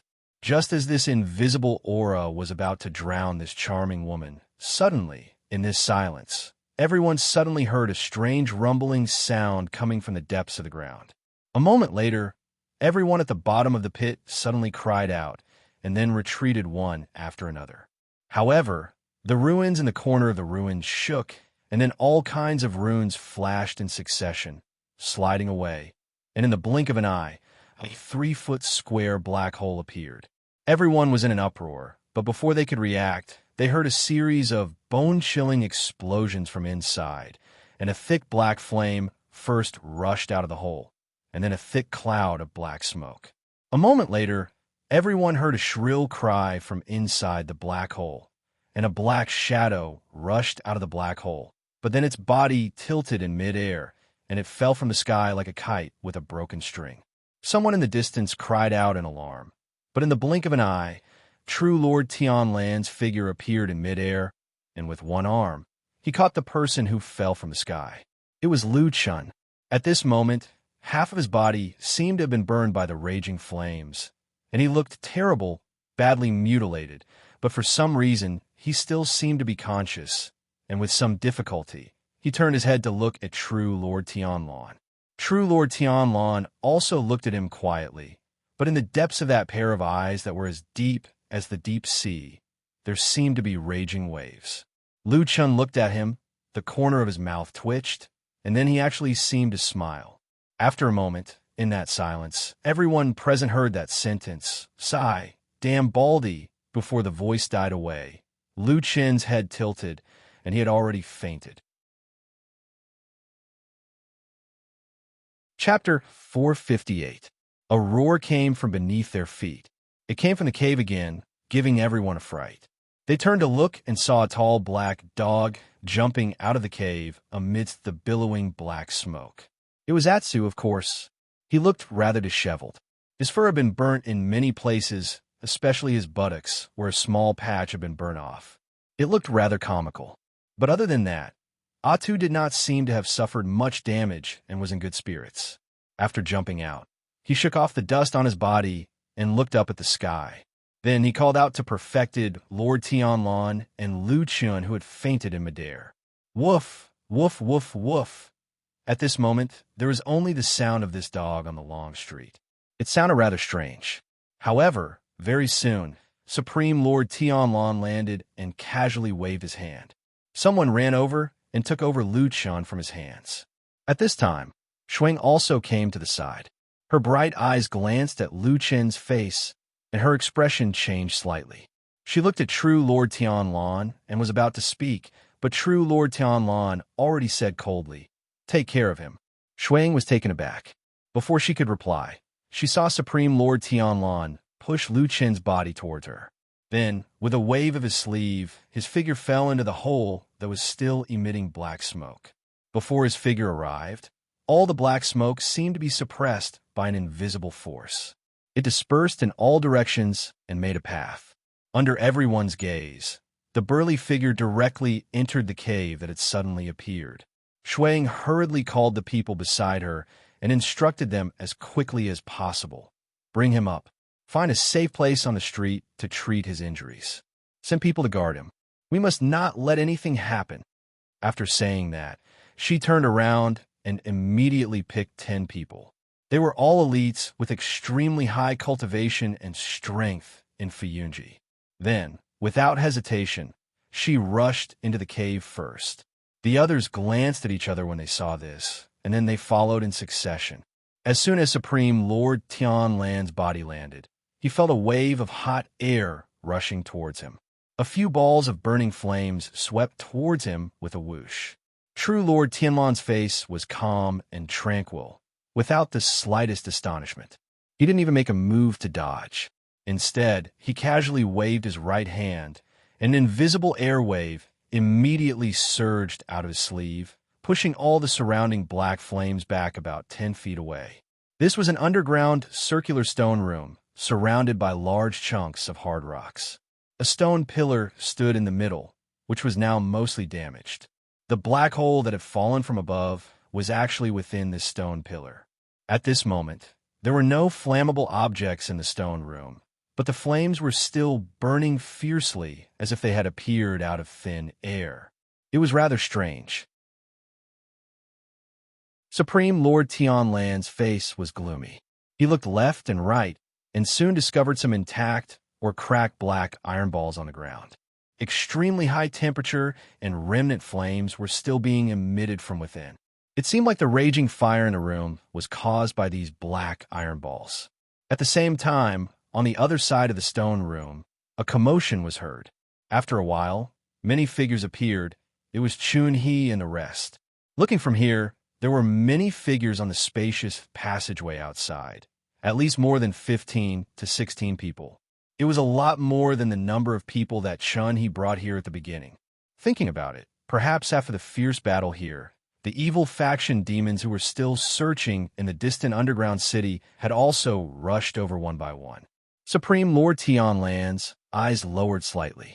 He saw a group of people led by Chun who were holding many similar black iron balls in their hands. Their expressions were ferocious and looked murderous. He stared at these people for a moment and suddenly sneered and said, "Is this another vicious thing made by that old turtle?" The evil sect people's countenance changed. A few of them had already loudly cursed. The old turtle was not talking about someone else. It was the only remaining evil sect elder ghost. Because the evil sect was weak, Zhengxiaming and Fiyunji were ruthless, therefore Ghost Elder Ghost had been hiding for a long time. The good faction people had never been able to find him. In addition, the word ghost was similar to turtle. Therefore the term old turtle was sometimes used by the good faction people to despise and slander Ghost Elder Ghost. Supreme Lord Tianlan paid no attention to those evil sect demons' curses. He looked at them coldly, flicked his sleeves, and walked forward. He walked carelessly and confidently. He walked condescendingly and insufferably arrogant. It was as if the 10 or 20 extremely vicious evil sect experts were nothing to him. Standing in front, Chun-Hee's countenance changed slightly. He stared at Supreme Lord Tianlan and seemed to have thought of something. But the few evil sect people beside him could not bear it. After cursing loudly, they directly threw the black iron balls in their hands toward Supreme Lord Tianlan. The black balls opened in midair with a bang. Immediately a fire seemed to light up from inside, following which a dazzling fire exploded like fireworks. In a flash, a ball of extremely hot flame appeared and pounced toward Supreme Lord Tianlan. Top, bottom, left, middle, and right. A total of 5 fireballs flew over like they were chasing after lives and souls. They were going to burn that damn fatty to death. However, this damned fatty and damned baldy didn't seem to care about these terrifying things that were flying towards him at all. He waved his sleeve in the air and didn't even stop his footsteps. The 5 fireballs actually flew back directly. The blazing flame made a sharp roar in the air. The speed actually increased by several times in an instant. Only a boom sound was heard. The fireball directly crashed into the evil faction crowd. Immediately, it was a scene of chaos. Some people were burned by the fire and jumped in pain. There were even 2 or 3 people who were directly engulfed by the flames. They screamed and rolled on the ground. Chun-Hee suddenly bellowed, turned and ran. He shouted, "Quickly go. This is Tianlan, that old thief." Before he finished his words, he had already swept away in the passageway. Looking at that speed, he had already used all of his strength, just to get a little further away from this seemingly tall and big damn baldy. The evil sect disciples, who were originally incomparably furious and about to charge up and risk their lives, suddenly froze in an instant. Everyone's eyes landed on Tianlan, and then a moment later, suddenly everyone shouted at the same time and ran away together, not even caring about the injured who were still rolling around in pain on the ground. Supreme Lord Tianlan coldly snorted. Looking at those evil sect people who were running away in a sorry state, his eyes revealed some disdain and walked over in big strides. At the same time, a so-so sound was heard behind him. It was Shui-Ing and the people from Fiyunji jumping down. Landing on the ground, Shui-Ing saw the surrounding scene clearly. At this moment, how could she not know what had happened here? Especially those people who were running away. The people from Fiyunji recognized it at a glance. Immediately, everyone's face revealed an overjoyed expression. So this is the old nest of the evil sect in the Immortal City. Shui-Ing looked at Supreme Lord Tianlan with a questioning gaze. Supreme Lord Tianlan nodded. Shui-Ing immediately turned back to call everyone and chased forward with the fastest speed. "Chase, we must catch that old turtle." A clear and excited voice reverberated underground. Everyone broke free from their previous dejection and ran away with joy and excitement. Only Supreme Lord Tianlan was left standing in the house. He raised his head and looked at the black hole above. His expression suddenly became a little strange and complicated. After a moment, he softly muttered to himself and said, "Could it be? This is fate." Chapter 459. The evil cult followers fled like stray dogs. Even though the number of Fuyunji, Shui Ying, and the others who were chasing them was much smaller than them. But no one dared to turn back, and no one thought of turning back to fight with these Fuyunji enemies to stop their pursuers. Because behind these pursuers, that tall and sturdy figure was like an insurmountable mountain, his shadow blotting out the sky and covering the earth, directly crushing all the evil cult followers' mental defenses. For so many years, true Lord Tianlan's lofty and highly respected position in the hearts of the world's good faction cultivators. If it was the evil cult followers, he would be as terrifying as a soul reaper. But fortunately, not all of the evil cult followers were scared out of their wits, even though they knew that although their group seemed to have the advantage in numbers, but in front of such a powerful demigod true lord, Chenyi still paid attention to the situation behind him as he fled. Very quickly, he discovered that the ones chasing the most closely were Shui Ying and less than 10 of her subordinates, and that true Lord Tianlan did not catch up. Chenyi did not know why, but of course he would not believe that true Lord Tianlan's strength was not enough, or that he was benevolent. Most likely it was that big shot who valued his status. In the evil cult, other than the mysterious ghost elder, there was probably no one else who was worthy of him taking action. This might be an opportunity. Chenyi's eyes lit up, his mind frantically thinking. As he ran, he suddenly whispered a few words to the people beside him. Shui Ying was chasing after them with a face full of excitement. Seeing that they were getting closer and closer, she suddenly saw 4 or 5 devil cult demons in front of her suddenly turn around, raise their hands, and threw a few black iron balls at them. Then, they ran away with all their might. Shui Ying had led Fuyunji to fight against the evil cult for many years. Naturally, she was incomparably experienced, although right now she was relying on true Lord Tianlan's divine might to gain the upper hand, but along the way she actually still kept an eye out. At this moment, suddenly seeing this scene, she quickly recalled in her mind, but realized that she had never seen this kind of black iron ball in the past battles with the evil faction. After a shock, her first reaction was to stop and then shouted, "Be careful." However, the other Fuyunji people beside him were extremely anxious. Firstly, there was the high and mighty Supreme Tianlan watching from behind. Secondly, the devil cult demons in front of them only looked like they were fleeing in panic. A few of them had already rushed over when Shui Ying opened her mouth to warn them. By the time they reacted and wanted to stop, those extremely fast black iron balls had already flown in front of them. Boom! A ball of raging flame suddenly appeared, instantly burning and wrapping around a man who was charging at the forefront. In the blink of an eye, the flame wrapped around him, turning him into a flaming man. A mournful scream immediately rang out. Shui Ying and the others were all greatly shocked, subconsciously stopping in their tracks. However, the many years of experience fighting against the evil cult still came into play at this moment. Once they saw such a strange change, almost everyone immediately reacted. Shui Ying gave a light shout with a calm face. Instead of retreating, she leapt into the air with a strangely shaped silk net in her hand. The silk net was completely blood red. Before it was unfurled, it was impossible to see where Shui Ying had hidden it. Now that it was unfurled, it instantly expanded like a magic weapon, instantly sealing off the entire passage. A strange red flying oriole appeared on this red net. She suddenly raised her head and actually let out a clear and loud cry. And behind her, the rest of the Fuyunji people rushed towards their comrade, who was engulfed in flames. They frantically beat out the flames on his body and at the same time took out healing pills to treat his injuries. It seemed like they completely did not care about the remaining few equally dangerous iron balls. Or perhaps they had complete confidence in their beautiful and charming leader Shuang. In midair, Shui Ying's expression was solemn and dignified. She appeared to be very cautious. After a while, the remaining black iron balls all smashed into the red net. Shui Ying's arm shook, and the flying warblers on the red net actually flew up with a cry, directly wrapping around all the black balls.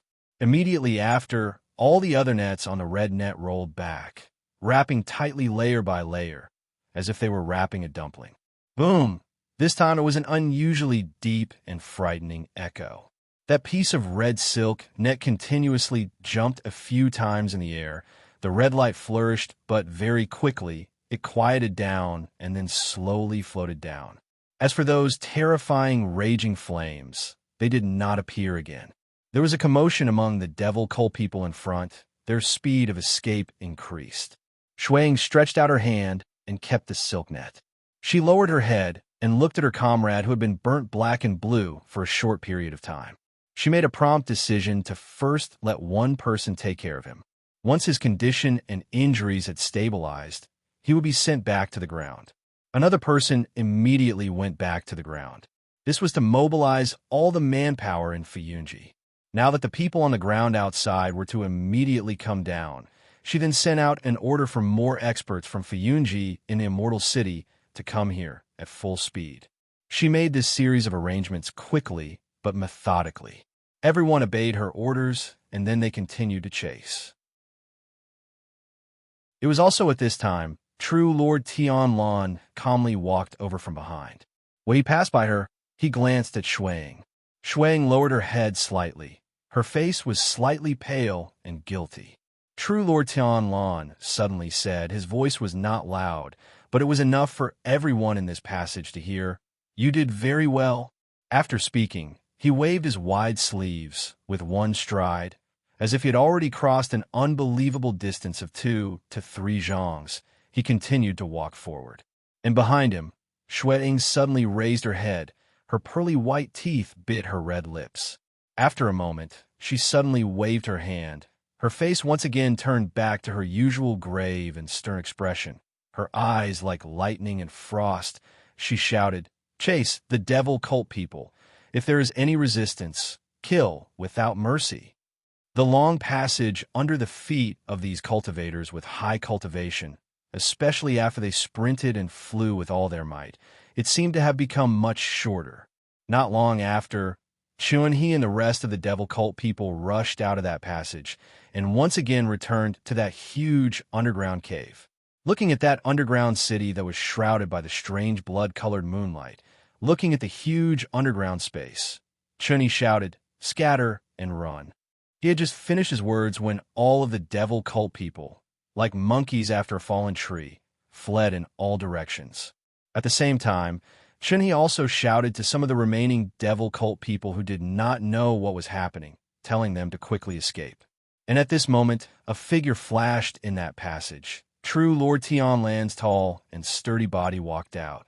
He casually glanced at those devil cult people who were running in all directions, suddenly sneered, suddenly stretched out a fist, and directly hit the hard stone wall beside him. With a loud bang, the stone wall trembled and cracked. The piece where his fist had struck was even more fragmented, and more than a dozen fragments of various sizes flew out. True Lord Tianlan did not even look at it. His palm, like floating clouds and flowing water, directly brushed past. All the stones gathered with a loud rumble and gathered in his palm. Then he flung them outwards. In an instant, a sharp whistling sound pierced through the air, like thunder descending on the world. Like arrows released from a bow, these large and small stones rushed towards the demons of the evil sect who were running. "Ah!"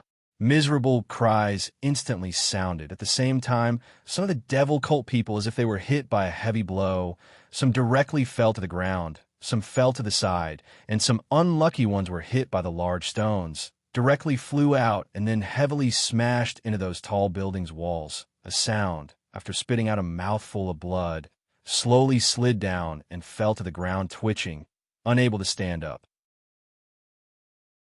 For a time, ghostly wails and howls could be heard from the city below, but true Lord Tianlan didn't seem to care. He merely smiled disdainfully and narrowed his eyes. Then he looked up at the strange light in the sky. The blood-colored moonlight spilled down, shone into his eyes, indistinctly seemed to reflect his eyes into a patch of red. Chapter 460. Lucien saw a red door floating in the boundless night sky. The sky was decorated with stars, shining brightly. He felt that the red door of light looked familiar, as if he had seen it somewhere before. After a while, he suddenly thought of the tree hole and the mysterious seed and the two doors that appeared in the depths of the tree wall. It seemed a little similar, but after looking at it carefully for a long time, he felt that something was wrong. Lu Chan felt that his mind was a little nervous and slow, as if he could vaguely see the truth, but could not grasp it. Then he suddenly saw the red door of light in the night sky, shining with extraordinary splendor, radiating a blood-red light. In the dazzling light, the door opened. In an instant, the red light illuminated the world, and a blood-red moon rose from the door, rising directly to the center of the night sky, shining brightly. Therefore, every inch and every place between heaven and earth was covered with red, looking like a sea of blood. Phew! Lu Chun let out a muffled groan, feeling a splitting headache, and suddenly woke up from the nightmare. When he opened his eyes, he saw a white wall and a familiar bed.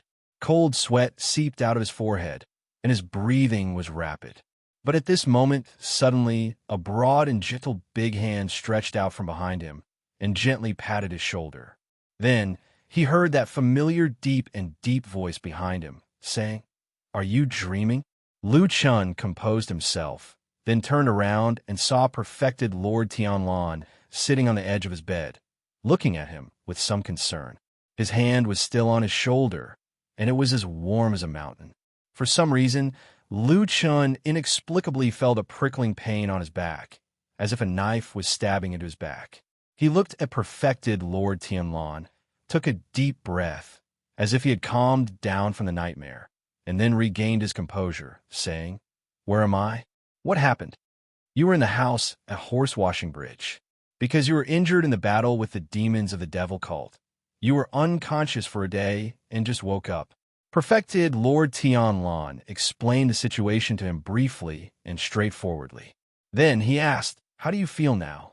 Lu Chan hesitated for a moment, then felt pain coming from some parts of his body, but it was almost nothing to him. Other than that, there didn't seem to be any other serious internal injuries, so he nodded and said, "It's okay. I should be fine. Logically speaking, my injury shouldn't have healed so quickly. Could it be that you—" Perfected Lord Tianlan nodded. "I helped out a little."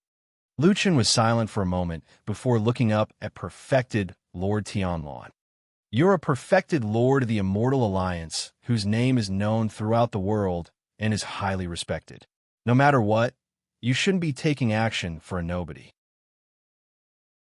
Aren't you announcing to the world that there's an unknown relationship between us by doing this?" Perfected Lord Tianlan shrugged, looking as if he didn't care at all. More or less. But Lu Chun didn't want him to muddle through like this. He frowned and said, "Don't fool around. This matter is very troublesome. After what you've done, Zheng Xiaming and the devil cult will probably know that I have a close relationship with you. How can I help you with those secret matters in the future?" "No." Perfected Lord Tianlan said, "You don't have to do those things in the future." Lu Chun was startled and said with some surprise, "What?" Perfected Lord Tianlan stood up and walked 2 steps in the house with his hands behind his back. He said lightly, "You should recuperate first. After 2 days, when you're better, I'll find a chance to hold a ceremony and officially announce to the world that I've accepted you as my disciple."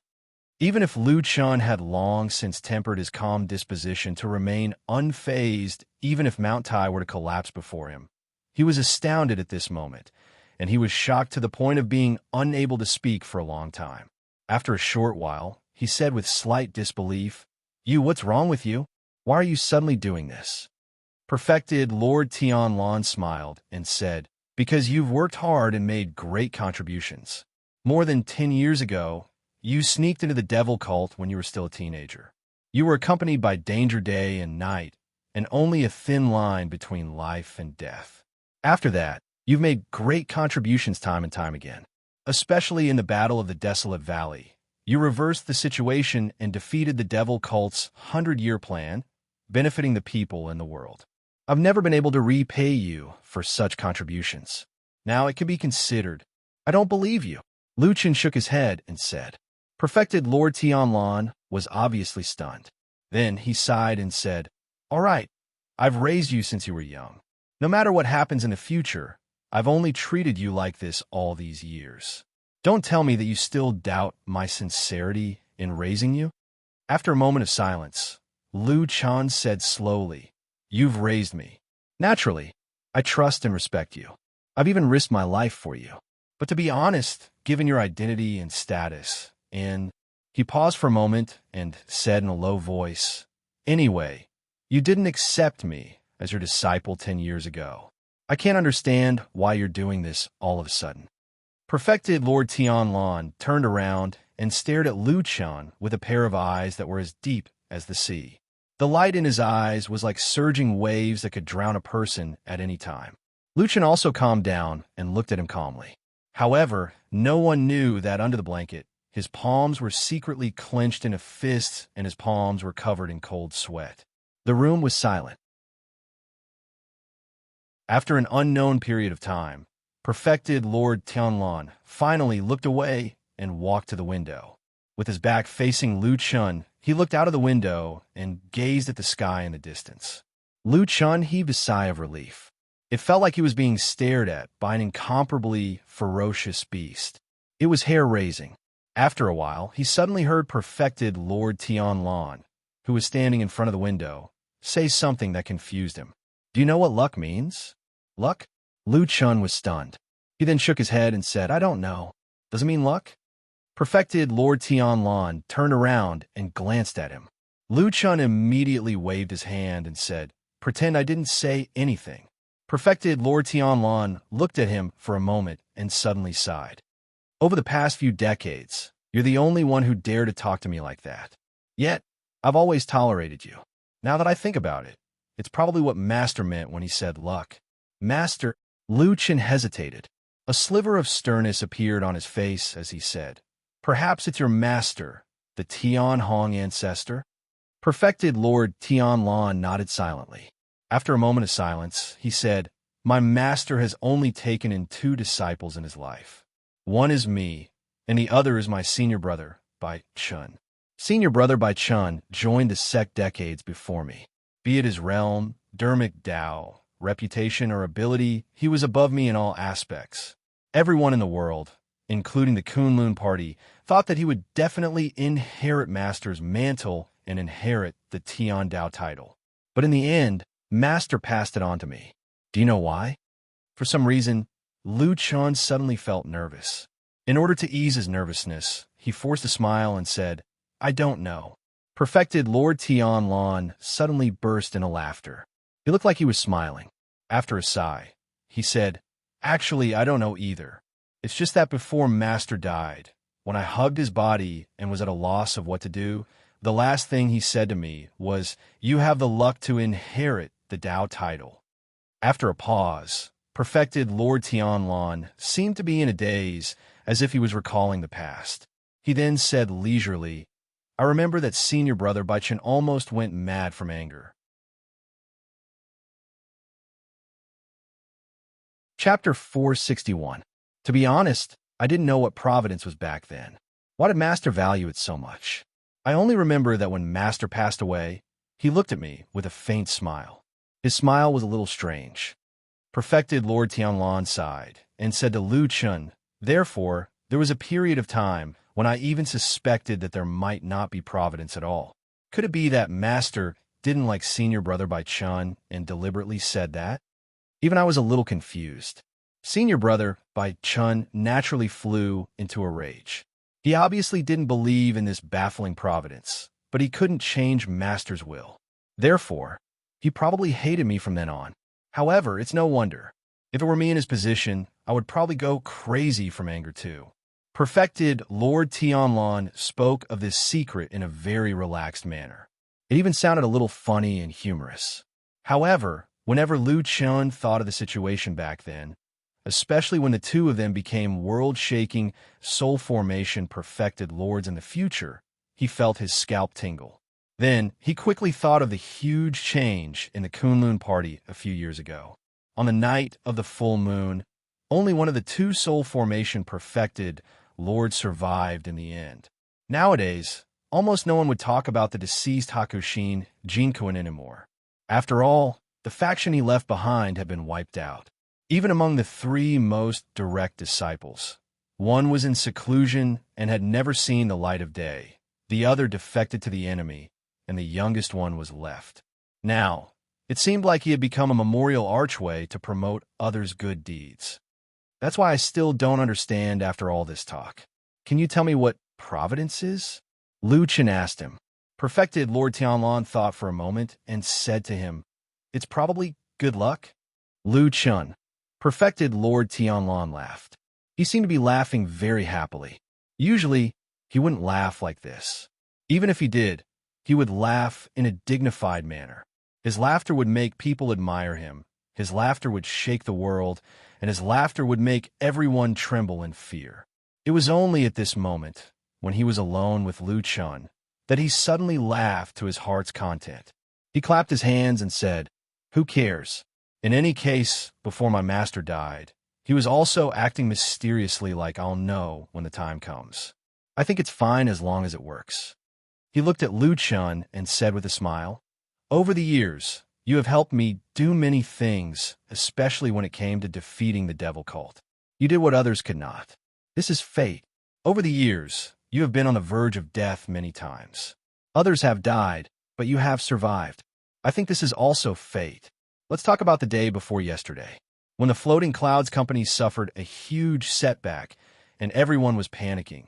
You appeared and found the devil cult's lair. This is naturally fate. Lu Chun was silent for a while, and then said, I remember that you didn't seem to believe in providence before. Yes, I didn't believe in providence before. That's all I have now. Perfected Lord Tianlon did not seem to mind as he said indifferently. However, when I went down to the catacombs and saw that blood moon, I felt that you're truly different from the rest.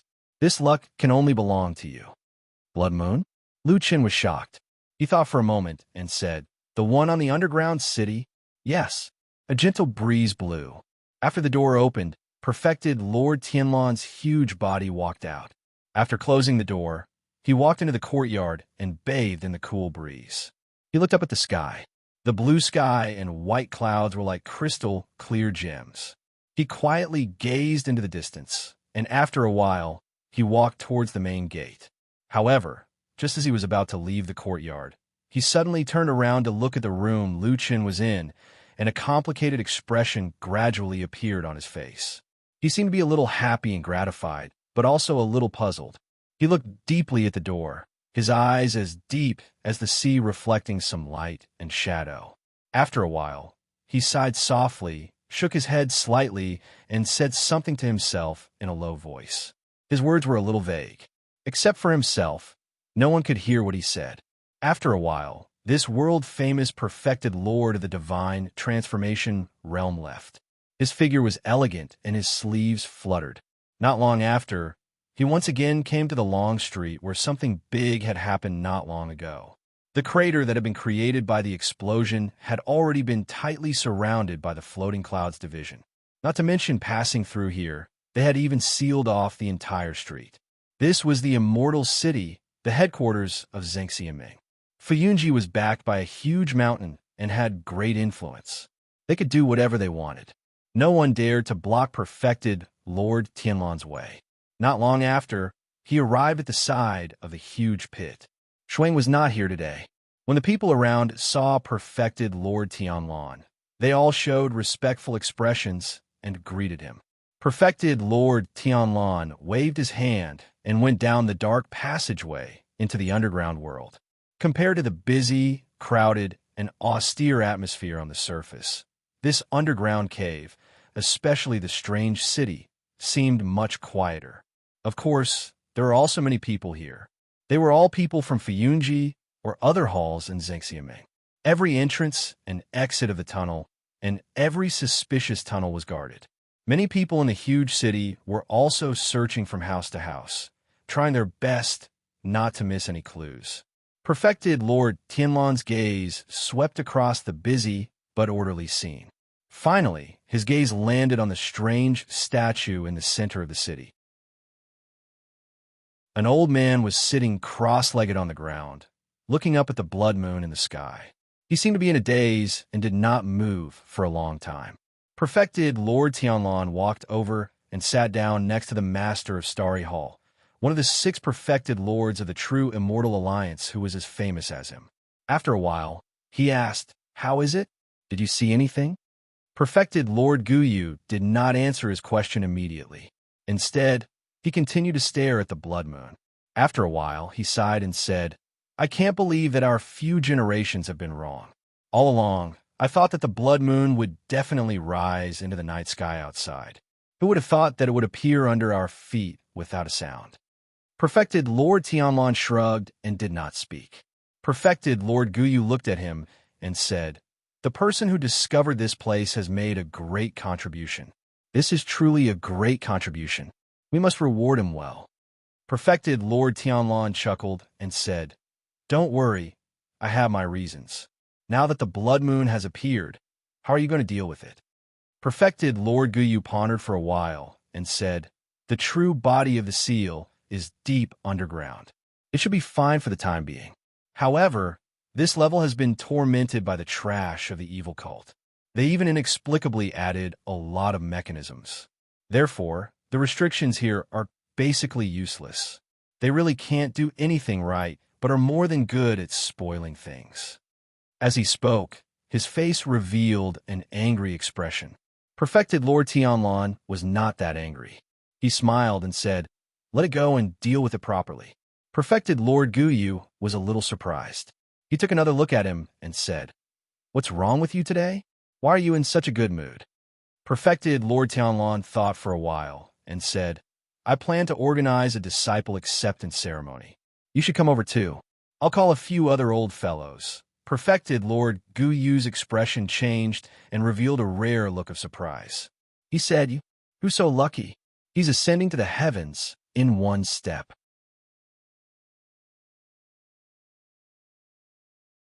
Chapter 462.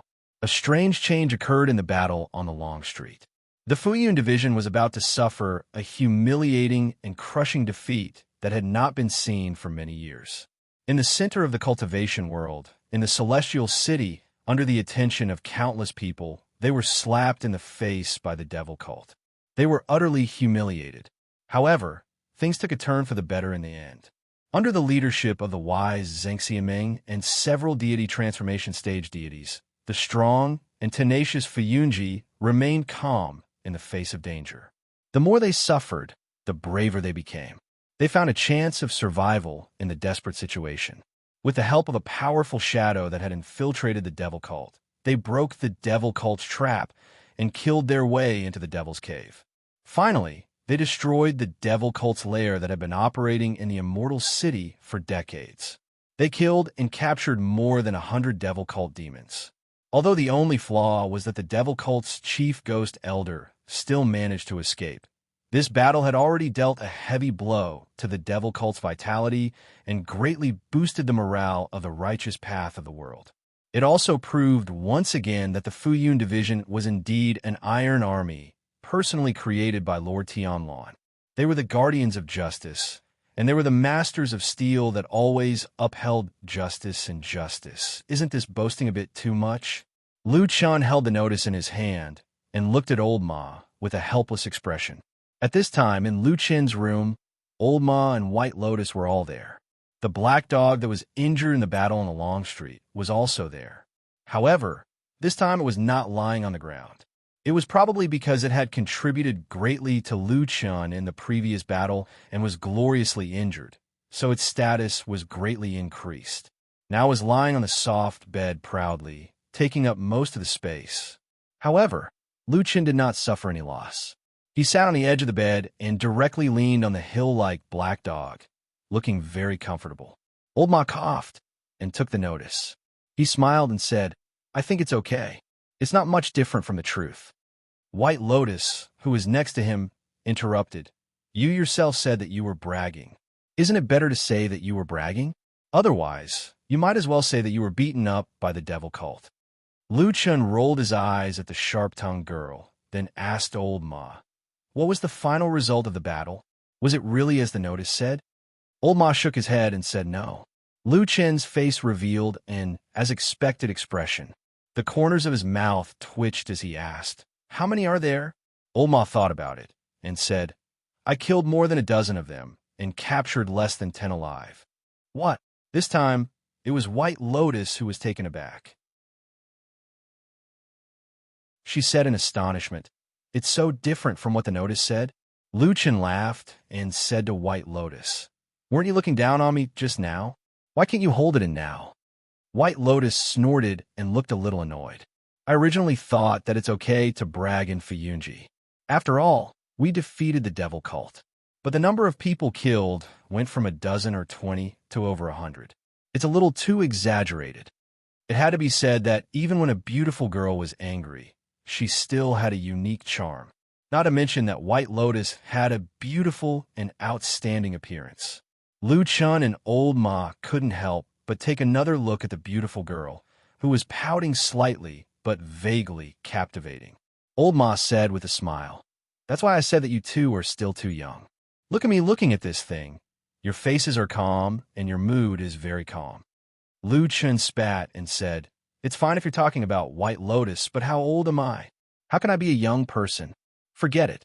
Anyway, no matter how exaggerated this matter is, it has nothing to do with me." Old Ma was about to speak when White Lotus interrupted and said angrily, "What do you mean, forget it? You two old men are so great. Because you're old? Let me tell you, I've already grown up. Knowledge, experience, and cultivation are all up to you. If I'm worse than you in any aspect, it's my loss." After saying that, she even straightened her body and puffed out her chest with a solemn expression. This time, Lu Chun and Old Ma didn't dare to look at her anymore. Very quickly, they moved their gazes away from this already grown-up girl. They looked at each other, and both looked a little embarrassed. Old Ma coughed dryly and said, "It can't be said that it has nothing to do with you.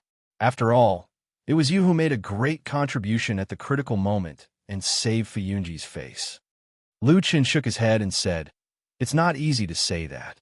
After all, it was so many brothers in Fuyunji who fought to the death that they could defeat the evil faction." At this moment, White Lotus interrupted again and said, "If you ask me, they really didn't take you seriously. They just casually set a shadow and brought you over. At that time, if you hadn't found the underground lair of the evil faction, I don't know how Fuyunji would have ended up." Lu Chen looked at White Lotus strangely and said with slight surprise, "What's wrong with you today? Why are you always speaking up for me?" Old Ma smiled and said, "How can you say that? That day when the tunnel collapsed, you didn't run out. White Lotus was very worried outside and has been anxiously looking for someone to save you." White Lotus's cheeks turned slightly red, and then she snorted and said, "Nonsense. I'm not anxious because of him." As she said that, she walked over and sat beside Lu Chen. She reached out and patted Atsu's head and glared at the black dog and said, "I'm anxious because of Atsu. This dog still owes me something. I can't let it die like this. Am I right, Atsu?" Atsu, whose butt was burned, raised its head and looked at White Lotus. It wagged its tail and barked. White Lotus smiled and nodded slightly. She looked at Atsu as if saying, "At least you know what's good for you."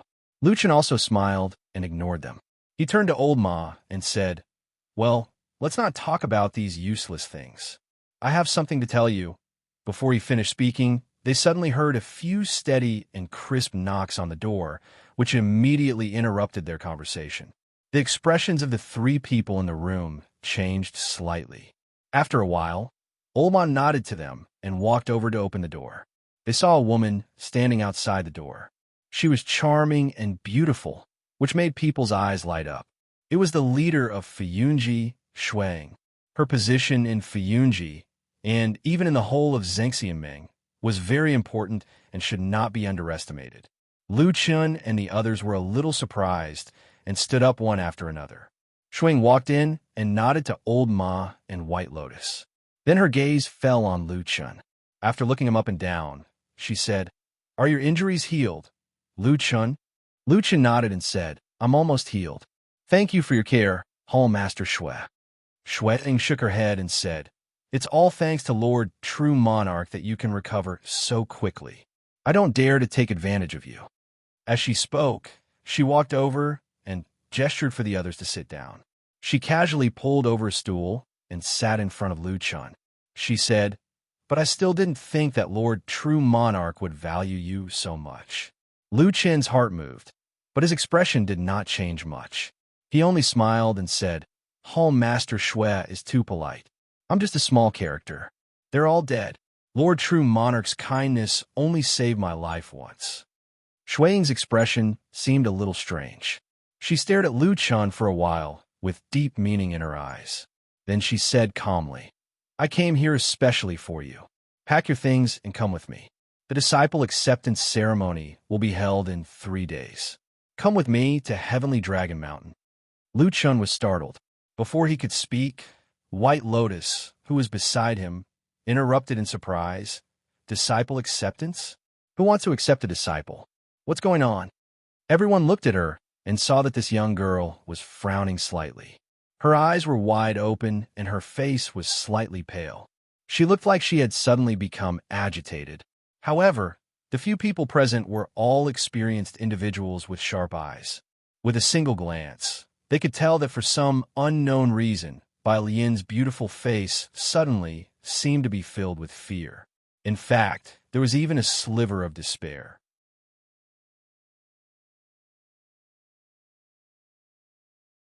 Chapter 463. The room immediately became quiet. Lu Chun, Old Ma, and Xuang all had strange expressions on their faces. Everyone looked towards White Lotus at the same time. White Lotus, after losing her composure for a moment, quickly noticed the expressions of the others. She was startled for a moment, and the expression on her face also stiffened. After a while, she quickly regained her composure. After forcing a smile, she said to everyone, "This is a great, joyous occasion. How come I've never heard of it? You, Lu Chun, actually keeping your mouth shut. I've never heard you mention it before." Although this beautiful girl was trying her best to smooth things over, the reluctance in her expression still fell into everyone's eyes. However, they naturally could not say anything. Not long after, White Lotus found an excuse to leave. Xueying seemed indifferent to this. Although White Lotus was beautiful and moving, it could not possibly affect a girl like her. Instead, when she saw that Lu Chun and Old Ma's expressions were somewhat strange, she even smiled and asked in a seemingly profound manner, "What? Do you feel sorry for them?" "Of course not." Old Ma was the first to bluntly deny it. He said, "I just find it strange that she suddenly became like this. We didn't offend her just now." Xueying snorted and turned to look at Lu Chun. She said, "Don't tell me that you don't know in your heart." Lu Chun hesitated for a moment. He frowned slightly and said, "Is she also interested in that position? It can't be to this extent, right?" Sitting to the side, Old Ma's expression changed. Xueying, on the other hand, said indifferently, "Why not? That is the title of a true sovereign's direct disciple. It is like a protective talisman. It is a guarantee that one can rampage through the world and have a bright future. Who doesn't want it?" Old Ma seemed to understand the meaning behind these two words.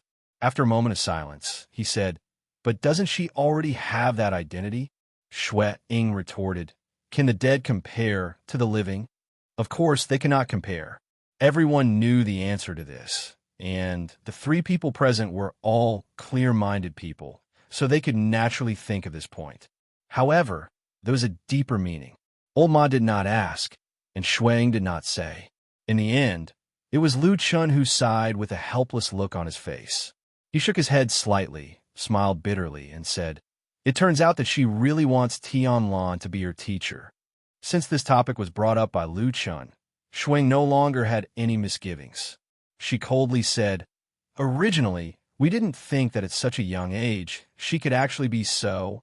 She was probably too embarrassed to say something like shameless. Shuang snorted and changed the topic. Lord True Monarch took her in back then and announced it to the world. Naturally, she had some use for it. However, I didn't think that she could actually forget her teacher's kindness so quickly and want to climb higher. At this point, the meaning was already very clear. Shuang obviously thought that after her teacher, Hakushin Jinkuan, died, White Lotus had instantly forgotten her teacher's kindness in raising her. She even disregarded the unclear relationship between True Monarch Tianlan and Hakushin Jinkuan's death, and tried in vain to become True Monarch Tianlan's disciple again. As for True Monarch Tianlan, taking her in and not killing her, of course, it was to show the world that he had nothing to do with Hakushin Jinkuan's death. I've already taken in that senior brother's little disciple. Am I not afraid of raising a tiger in my bosom? Besides, isn't it too much for me to plot and kill senior brother Bai Chun? That was the gist of it. Before this, both Lu Chun and Old Ma felt that White Lotus was a precocious and abnormally intelligent girl.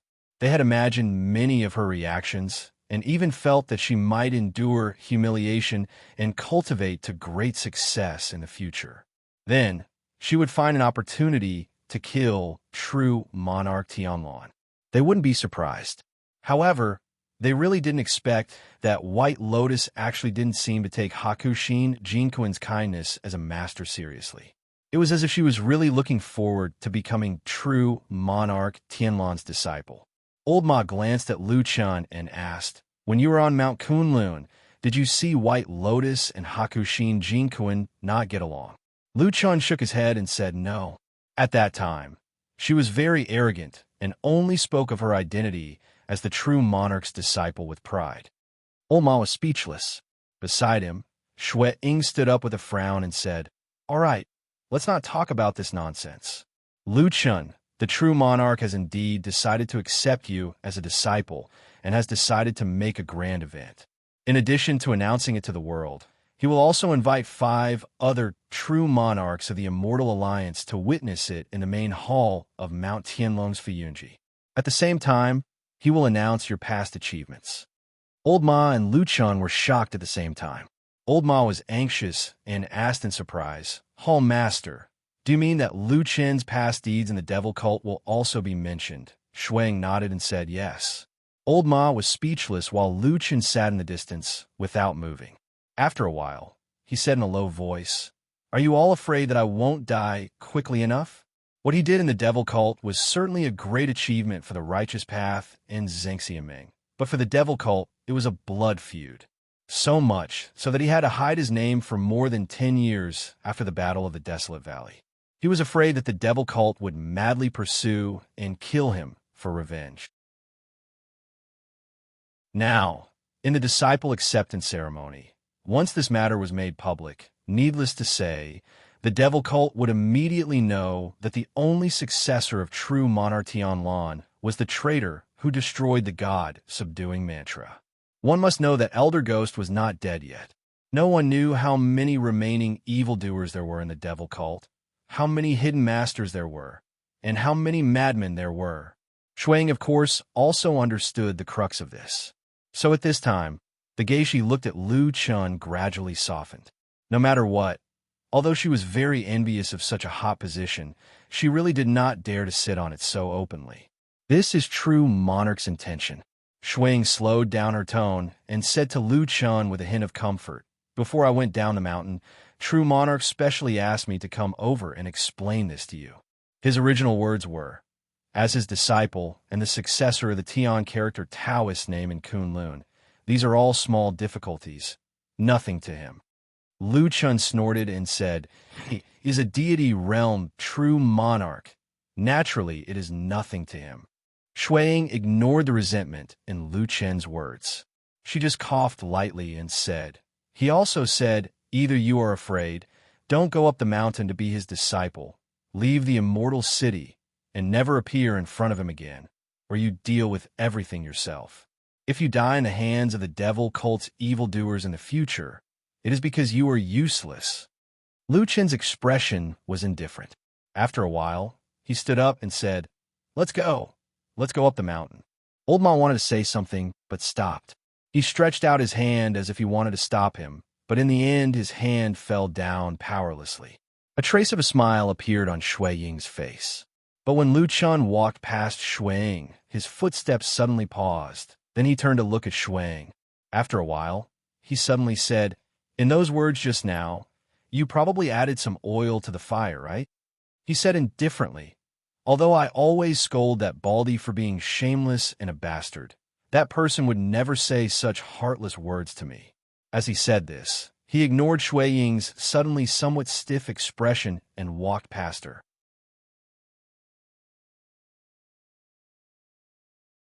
Chapter 464.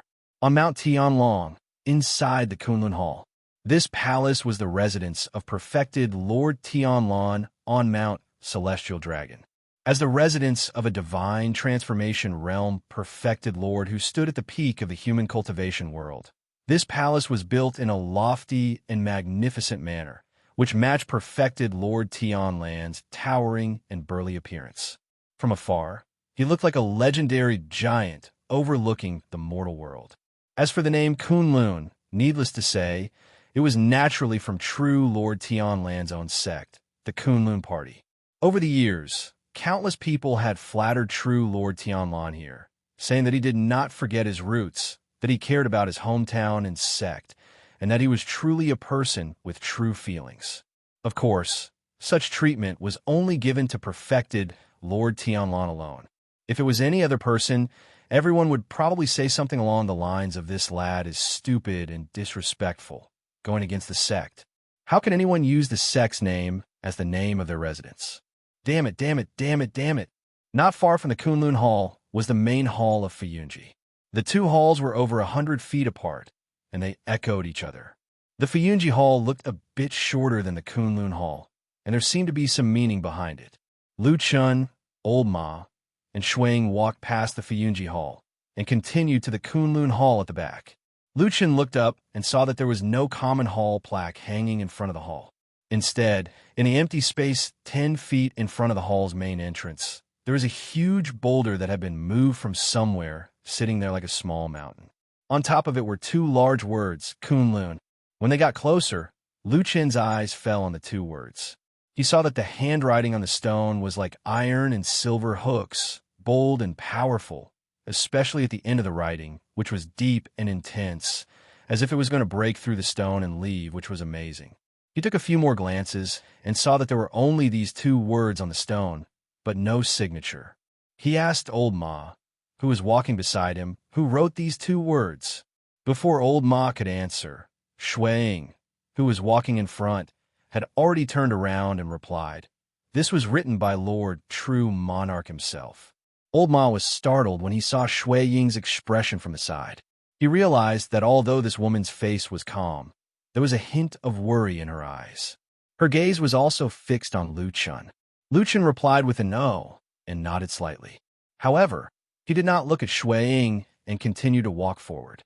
When he walked past Shui Ying, she seemed to have something to say, but after opening her mouth, she hesitated. In the end, she followed him without saying a word. Not long after, the three of them arrived outside the Kunlun Palace. Someone on the side reported in, and soon after, Lord True Monarch Tianlong's decree was passed down, inviting them inside to meet. After passing through the thick and heavy palace door that was about 7 or 8 people tall, they arrived at the vast and magnificent main hall. 9 giant pillars supported the dome and were carved with clouds and mist-coiling dragons. In front of the main hall, on a tall, white jade lotus throne, Lord True Monarch Tianlong was sitting cross-legged with his eyes closed, resting on his wide sleeves and shiny hair. When they raised their heads and looked up, that person was solemn and solemn, like a god, causing people to involuntarily feel a sense of reverence and worship. When Shui Ying and Old Ma arrived, they both wore deep and respectful expressions, prostrating long ago onto the throne. Only Lu Chun glanced at the half-human, half-god figure on the lotus throne, then turned his gaze away with an indifferent expression. He walked to the side of a stone pillar and carefully looked at the carvings on it. "Since you've come here, why don't you kneel before me?" A deep and deep voice that sounded like thunder suddenly rang out in the palace, rumbling like thunder. It was as if a god was speaking, causing people to revere it. Shui-Ing and Old Ma's bodies trembled slightly, their heads lowered even more, and there was a faint look of fear on their faces. For some reason, in this Kunlun palace, Lord True Monarch Tianlan's aura was many times stronger than usual. Moreover, following his voice, the entire palace seemed to be resonating with him, as if this incomparably powerful true monarch had already become one with this towering and majestic palace, transforming into a true god, looking down on the insignificant ants of the human world. The only exception was probably Lu Chun. Perhaps he was a stubborn ant. In such a situation, Lu Chun did not seem to be affected by the true monarch's aura at all. He only waved his hand and did not even turn his head. There was even a hint of impatience in his tone as he said, "You haven't acknowledged me as your master yet. It won't be too late to kneel after you've acknowledged me as your master." On the lotus throne, Lord True Monarch Tianlan suddenly opened his eyes. At that moment, there seemed to be endless surging waves in the depths of his eyes, as if the world was spinning and there was a violent storm. He looked like a god or a demon. In the quiet palace, there seemed to be thunder and lightning exploding in the silence.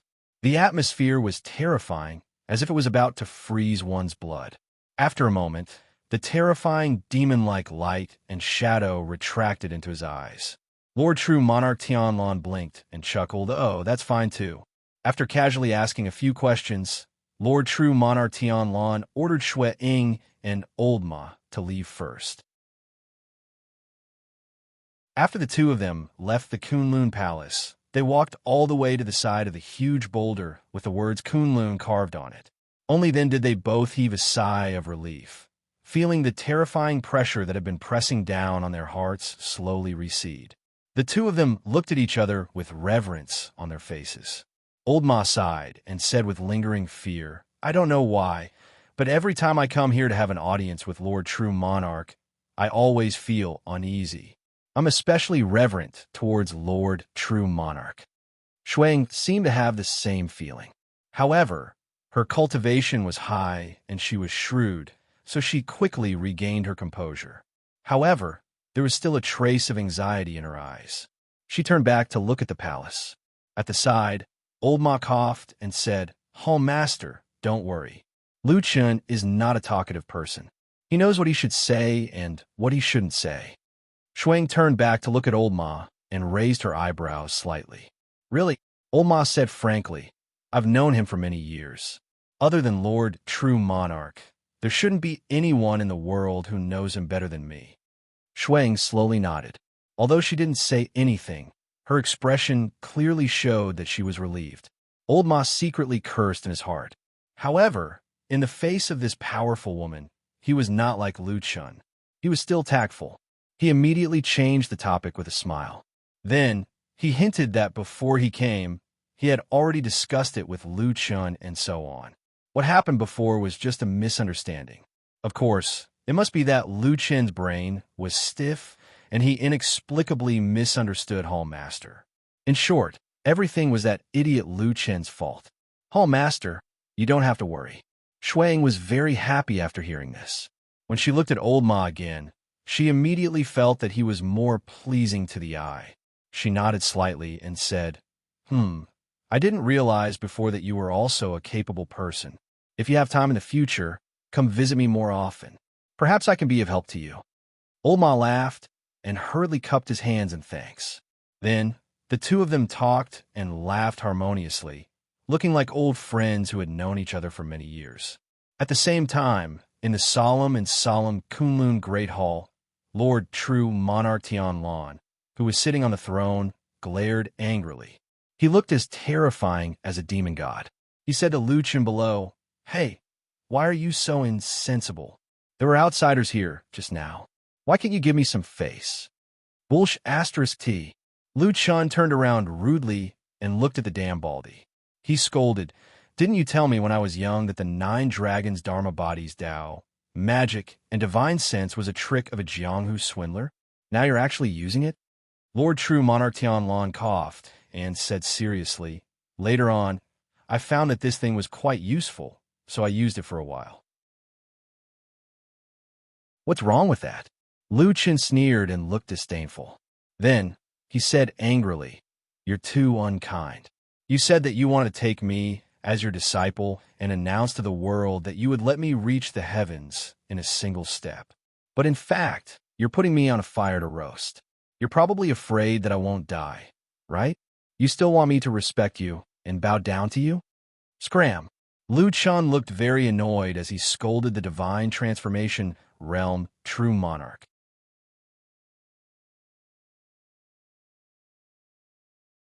Chapter 465. In today's Zhengxiaming, Fuyunji could be said to be the most powerful hall, and this strength was not only in terms of combat power, but also in many other aspects. The most obvious one was the execution and efficiency of doing things. Overstaffed was basically the most appropriate description of the many halls in Zhengxiaming. Many years of rule and ease had long made everyone lax. Anyway, the dirtiest, most tiring, and most dangerous work was done by those idiots in Fuyunji. Wouldn't they be stupid if they didn't enjoy it? At the very most, they would just have to give in to the arrogant soldiers and valiant generals of the Floating Clouds Company. Furthermore, even if things got out of hand, everyone had their own backing. Was the Floating Clouds Company backed by perfected Lord Tianlan? I have one here too. In short, even if they quarreled, at the end of the day, it was for the world's righteousness, justice, the overall situation of the righteous path, and other more important things. Everyone would be fine if they each took a step back, as long as they didn't suffer any immediate losses. Therefore, for many years, probably only Fuyunji, who had foolishly fought with the most dangerous enemy, the devil cult, could still maintain that kind of bloody and sharp aura. Take this time, True Lord Tianlan's plan to hold a disciple ceremony, for example. He had announced this to the public 3 days ago, but if the task of organizing this disciple ceremony was given to any other hall in Zhengxiaming, not to mention 3 days, even if you gave them a month, they might still mess it up. Everyone would kick each other's balls and quarrel with each other. In addition, each of them would secretly take some money from these missions. After about 3 months, the budget would increase by 5 or 6 times, and it would be done. Fuyunji was different. The group led by Shui immobilized all the forces at hand and did their best. Then, everything was set up in 3 days, and according to True Lord Tianlan's instructions, they informed all the important people in Zhengxiaming, big and small. After all, perfected Lord Tianlan's status was unquestionable. Moreover, his disciple recruitment this time round was akin to his direct line of descent, so he had to take him seriously. However, there were still some restraints in the process. If he really wanted to go all out with perfected Lord Tianlan's identity, not only would he cause a stir in the Immortal City and the perfected Immortal Alliance, he would also cause a stir in the human cultivation world and countless sects and clans in the entire Divine Land. As long as he sent an invitation, they would probably all come. Of course, in this way, the time would be delayed for a long time. After all, China was so vast, and it would take time for people from remote places to come over, right? Shuang, who personally presided over and organized the apprenticeship ceremony, had even specifically consulted True Lord Tianlan about this matter. At first, True Lord Tianlan had hesitated because it seemed that this damn baldy really wanted to hold a world-shaking ceremony. However, in the end, this matter was indeed too troublesome. Putting aside everything else, once the invitations were sent out by the time the ceremony began, there would at least be an extra 100,000 cultivators in the Immortal City, right? At that time, how would they be managed? How would they be settled? These were all headache-inducing problems. Therefore, after discussing with Shuang, perfected Lord Tianlan gave up this somewhat unrealistic idea and decided to only invite his friends from the Immortal Alliance, who were currently in the Immortal City, to attend the ceremony. On this day, the entire Celestial Dragon Mountain and the huge immortal city seemed to have fallen into a carnival atmosphere. Everywhere in Zhengxiaming was decorated with lanterns and streamers. The usually solemn Kunlun Hall was also filled with a joyous atmosphere. Since early in the morning, there had been many cultivators walking around. At the same time, as time passed, more and more cultivators from Zhengxiaming arrived. Everyone called out to their friends with smiles on their faces. Each of them looked harmonious and humorous. At the same time, they laughed and guessed who the luckiest person in the world was. What was his identity and origin? Why had they never heard of this person before? Who would have thought that the best seat in Zhengxiaming that everyone had been longing for decades would actually be taken by this stranger? There were too many such things to count. At least, most people knew nothing about this young man called Lu Chun who suddenly appeared out of nowhere. Then, they felt jealousy and hatred towards him. Why didn't I encounter such a thing as a free lunch in the sky? That guy didn't do anything. He was unknown, but he gained the trust of a divine transformation stage perfected lord. Then, he rose to the top in one step. Was there any fairness in this world? Why wasn't that person me? These were the thoughts and voices that lingered in the minds of many people. As for the real identity and origin of Lu Chun, no one actually tried to get to the bottom of it. If a divine transformation stage perfected lord took a fancy to you and accepted you as a disciple, of course, there would be no problem. It was possible that their old man had lost his mind. However, as the strongest and youngest divine transformation stage perfected lord among the 6 perfected lords, although many people disliked him, no one had ever doubted his strength and judgment. Around noon, the most famous divine transformation stage perfected lords in Zhengxiaming came leisurely on colorful clouds. Along the way, they were all high and mighty, looking down on the world, and looked extremely arrogant. Of course, they did have the capital to be arrogant. In the secular world, the people of Zhengxiaming had always respected them and regarded them as half-human and half-god figures. Perfected Lord Tianlan personally came to the entrance of the main hall of Kunlun and bowed to these 5 old brothers. Everyone stood together. The 6 divine transformation stage perfected lords of Zhengxiaming were awe-inspiring and powerful. Although they were just chatting, there was a large empty space around them. There was a faint sound of wind and thunder, which was awe-inspiring.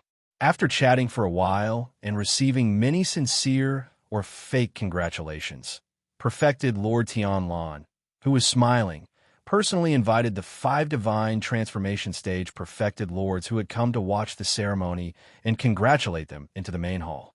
After they went in, someone outside the house shouted, "The ceremony begins." The 6 perfected lords walked into the main hall and saw that both sides of the hall were already filled with people.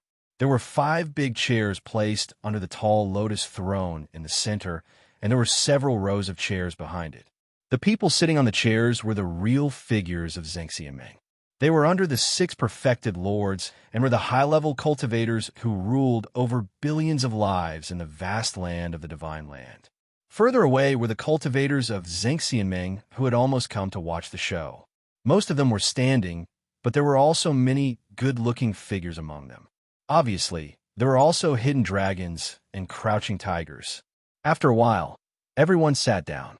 Perfected Lord Tianlan returned to the lotus throne, and his expression turned solemn. It could be said that he looked solemn and dignified, like a god.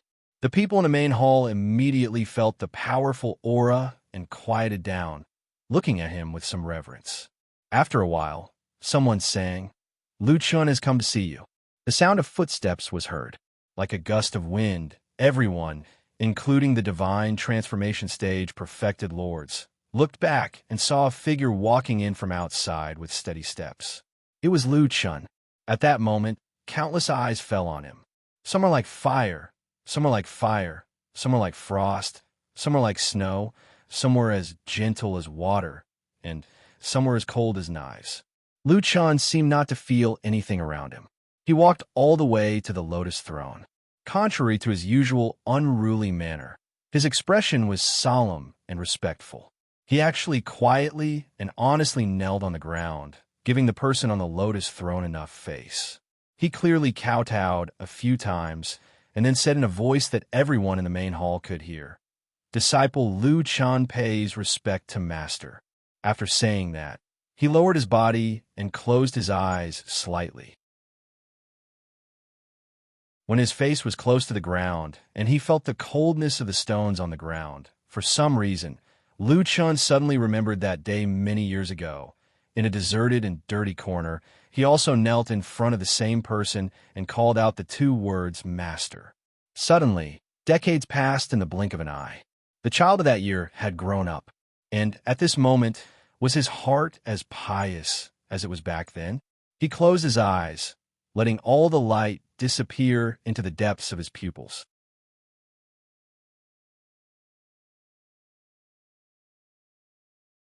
Chapter 466. Good, get up. Lord Tianlan, who was sitting on the lotus throne, smiled and looked at Lu Chun as he stood up. He nodded slightly, as if he was very satisfied with this disciple he had just accepted. What followed next was the usual procedure of acknowledging a master as a disciple. The only difference was that some people simply kowtowed 3 times. However, since Supreme Lord Tianlan had made such a big scene, he naturally had to do it from the beginning to the end. There was even someone who was singing at the side. Moreover, this person had a high status and was very eye-catching. It was the Floating Clouds Division's Hall Master, Shuang. During the ceremony, Lu Chen's eyes inadvertently swept across the crowd next to him. Other than the 5 prominent perfected gods in the front row, there was a group of people standing in the front row, and many of them were familiar faces. That was where the members of the Kunlun party were gathered. Lord Tianlan's current status in the Kunlun party was self-evident. It would not be an exaggeration to say that he was a leading figure. It was only because he did not want to be too troublesome. Otherwise, with his status, if he accepted a disciple, the Kunlun party sect leader, Yuanying perfected persons, except those who were in seclusion, and those who had some status above the Jindan Rel would have to come, even if they were thousands of miles away. At this moment, Lu Chun looked over and saw that many people from the Kunlun party had a strange expression on their faces. Standing at the front, other than Masato Kahara and a few other Yuanying perfected persons, the outstanding-looking Su Qingjun was also standing there, staring at Lu Chun with a somewhat complicated expression.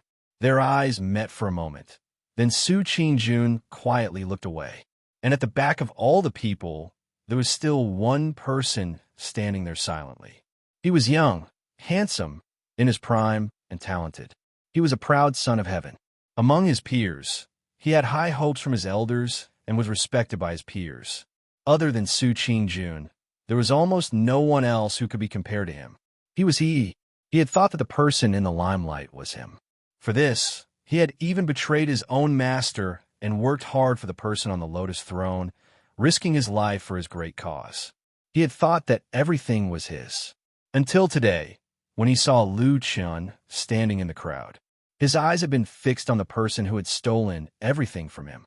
If his eyes could turn into a blade, he would have cut him into pieces and turned his bones into ashes. But the fact was that he could not get what he wanted, so he could only desperately suppress himself. His hatred, jealousy, and anger turned into sharp blades that could not hurt others, but were cutting himself. He did not even dare to raise his head to look at the lofty perfected Lord Tianlan, because he was afraid that a single glance would expose his hatred and alarm that person. In that case, what awaited him might be a tragic death. Why does such a person exist in this world? He thought fiercely in his heart.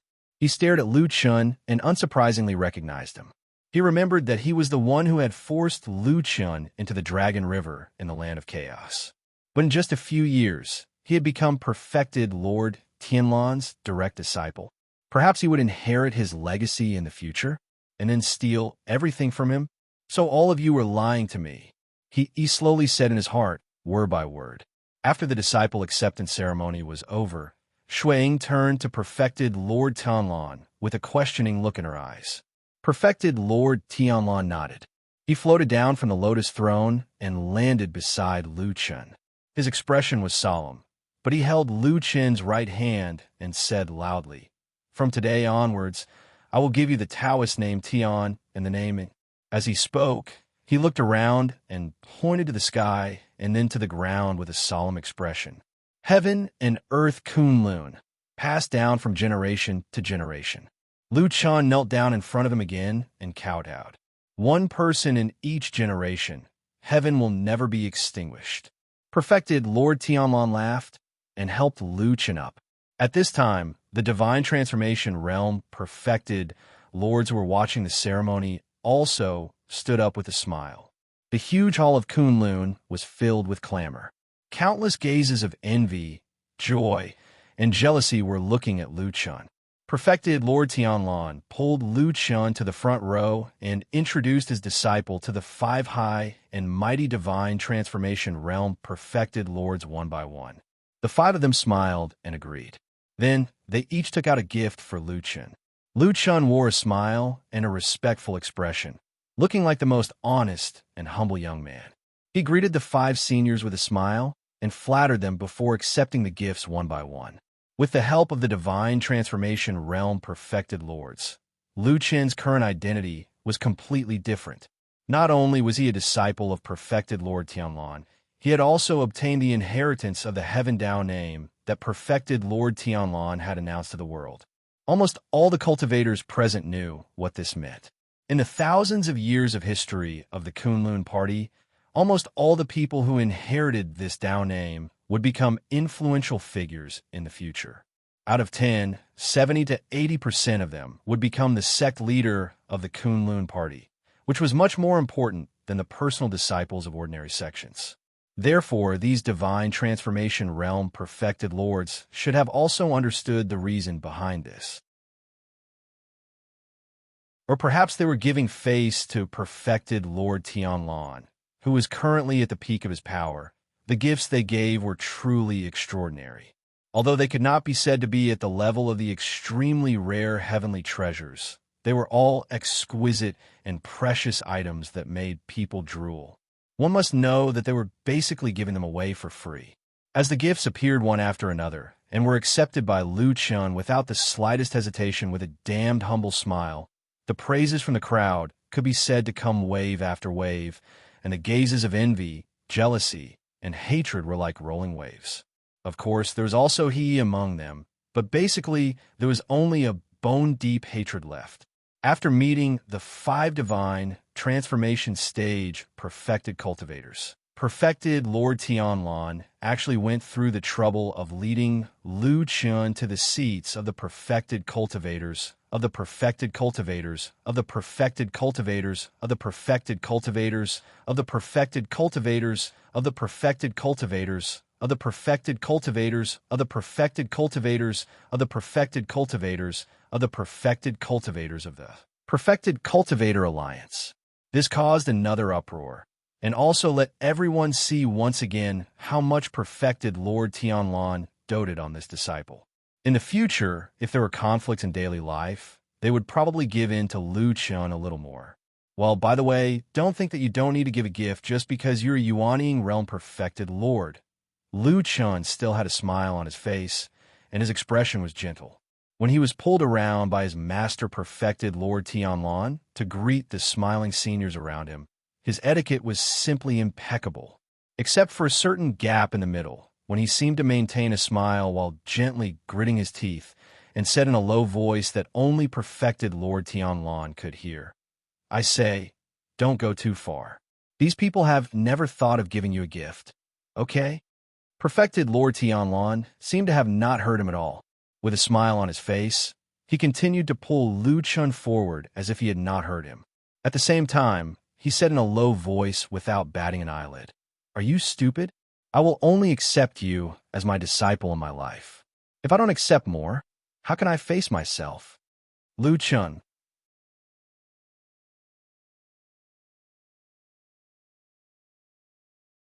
Chapter 467. Lu Chen, come and greet perfected Long Tai. Perfected Lord Tianlan pulled Lu Chen to a square-faced and majestic Yuanying perfected master. He first smiled and nodded at perfected Long Tai. Perfected Long Tai didn't dare to be rude to him, and hurriedly bowed with a smile. Perfected Lord Tianlan then turned to Lu Chun and said, Perfected Long Tai is a famous figure in Zhengxianming. In the Heavenly Law Hall, he is the most upright person and has always been respected by his peers. This was a praise from a famous soul formation perfected lord who could even be considered the number one person in Zhengxianming. Even though perfected Long Tai wasn't on the same side as Fuyunji, he couldn't help but smile and thank him profusely. Lu Chun walked over obediently and greeted him with the etiquette of a junior. Then, he respectfully called perfected Lord Tianlan martial uncle. Perfected Long Tai was delighted at first and then shocked. He hurriedly shook his head and said, Nephew, you can't do this. I don't dare to be on the same level as perfected Lord. In the past, I've always done the etiquette of a junior. How can I go overboard today? Perfected Lord Tianlan didn't care and laughed. He's a young man. It's only right for him to respect you as a senior. Today is a joyous day. Long Tai, you don't have to worry about it. Ha ha. Perfected Lord Tianlan's laughter was hearty and righteous. Instantly, it attracted a wave of flattery. They all said that perfected Lord Tianlan was broad-minded and had an imposing appearance. Perfected Long Tai couldn't help but nod and laugh. Then his gaze fell on Lu Chun. He nodded and said seriously, I see that nephew Lu Chun is talented and outstanding. You're truly a dragon among men. In the future, I will study hard and train hard under you. In time, I will definitely become a hero of my righteous Tao Immortal Alliance. As he spoke, he reached into his clothes and took out a jade bottle with a 5-petal red plum drawn on it. Under everyone's gaze, perfected Long Tai's eyes flashed with a hint of pain. But then, his expression returned to normal. He stuffed the jade bottle into Lu Chen's hand and smiled. This is a superior grade spirit pill called Red Plum. It's most effective for meridian and internal injuries. As long as your heart isn't completely shattered, taking this pill will save your life. It'll be a little more protection when you roam the pugilistic world. The crowd in Kunlun Palace was stirred. Many knew how precious the Red Plum Spirit Pill was, but almost no one expected it to be Long Tai Lan to be so generous. Earlier on, when perfected Lord Tianlan brought Lu Chun to meet a few nascent soul-perfected beings, the gifts they gave were considered ordinary. Of course, this was only for perfected Yuanying. At least for ordinary cultivators, the gifts from those Yuanying perfected lords were already precious. Looking at the Red Plum Spirit Pill in his hand, Lu Chun was shocked. He looked a little uneasy and didn't dare to accept it directly. Instead, he turned to look at perfected Lord Tian. However, what kind of person was perfected Lord Tianlan? With one look, he could tell that the kid was gripping the jade bottle tightly and had no intention of letting go. Perfected Lord Tian coughed and clapped his hands. Lu Chen, why aren't you thanking perfected Long Tai for his kindness? In the future, all of us will be in the true Immortal Alliance, and we will be one family. Today, we have formed a relationship, and there will be karma in the future. You must remember this in your heart. As he spoke, he even smiled and reached out to pat enlightened Long Tai's shoulder, nodding to him. Lu Chen nodded and bowed to perfected Long Tai solemnly. Thank you, Uncle Master. A trace of joy flashed across perfected Long Tai's eyes as he nodded with a smile. It was only then that the people at the side came to their senses and thought, so that's what's going on. Perfected Lord Tianlan is a powerful and prestigious perfected lord of the soul formation realm. If he were to give out an ordinary gift, wouldn't it be akin to slapping perfected Lord Tianlan in the face if it was a slightly lower grade gift? I'm holding a disciple recruitment ceremony. On such an important and solemn occasion, you brought a broken thing over. Are you trying to disgust me? Are you looking down on me? Are you going to slap my face? Are you dissatisfied with a divine transformation stage perfected lord like me? Or do you want to go against me? F***CK. There was no way to think about what happened next. It was supposed to be a joyous day. They happily came to the palace of Kunlun to congratulate perfected Lord Tian and form a bond with a divine transformation stage, perfected lord. But if they gave too little gift, wouldn't the bond become an enemy? Who would have thought that perfected Long Tai, who usually looked old-fashioned and upright, would think deeper than everyone else today? For a moment, everyone looked at perfected Long Tai differently. Perfected Long Tai, on the other hand, revealed a pleased expression as he took a step back and stood among the crowd. After a while, many people present thought of another matter. It was the few nascent soul-perfected ones with relatively ordinary gifts that perfected Lord Tianlan brought Lu Chan to see just now. Sure enough, at a glance, the 3 or 4 nascent soul-stage Taoist masters all looked extremely ugly. Their faces were green and white. Among them, there was an impatient one who was already glaring at Taoist Master Long Tai angrily, looking like he was gnashing his teeth. Perfected Long Tai didn't care about this at all. He didn't even bother to look at them. Was this a joke? That was an outstanding peak perfected lord. His influence was so great that no one in Zhengxiaming could compare to him. Instead of forming a bond, they would offend him? Go to hell. Compared to that, offending you Yuanying perfected lords is nothing. Anyway, everyone was in the Yuanying realm. Who's afraid of who? With Taoist Master Long Tai's good start, the situation immediately changed. Wherever perfected Lord Tian and Lu Chun went, there would be cheers and laughter.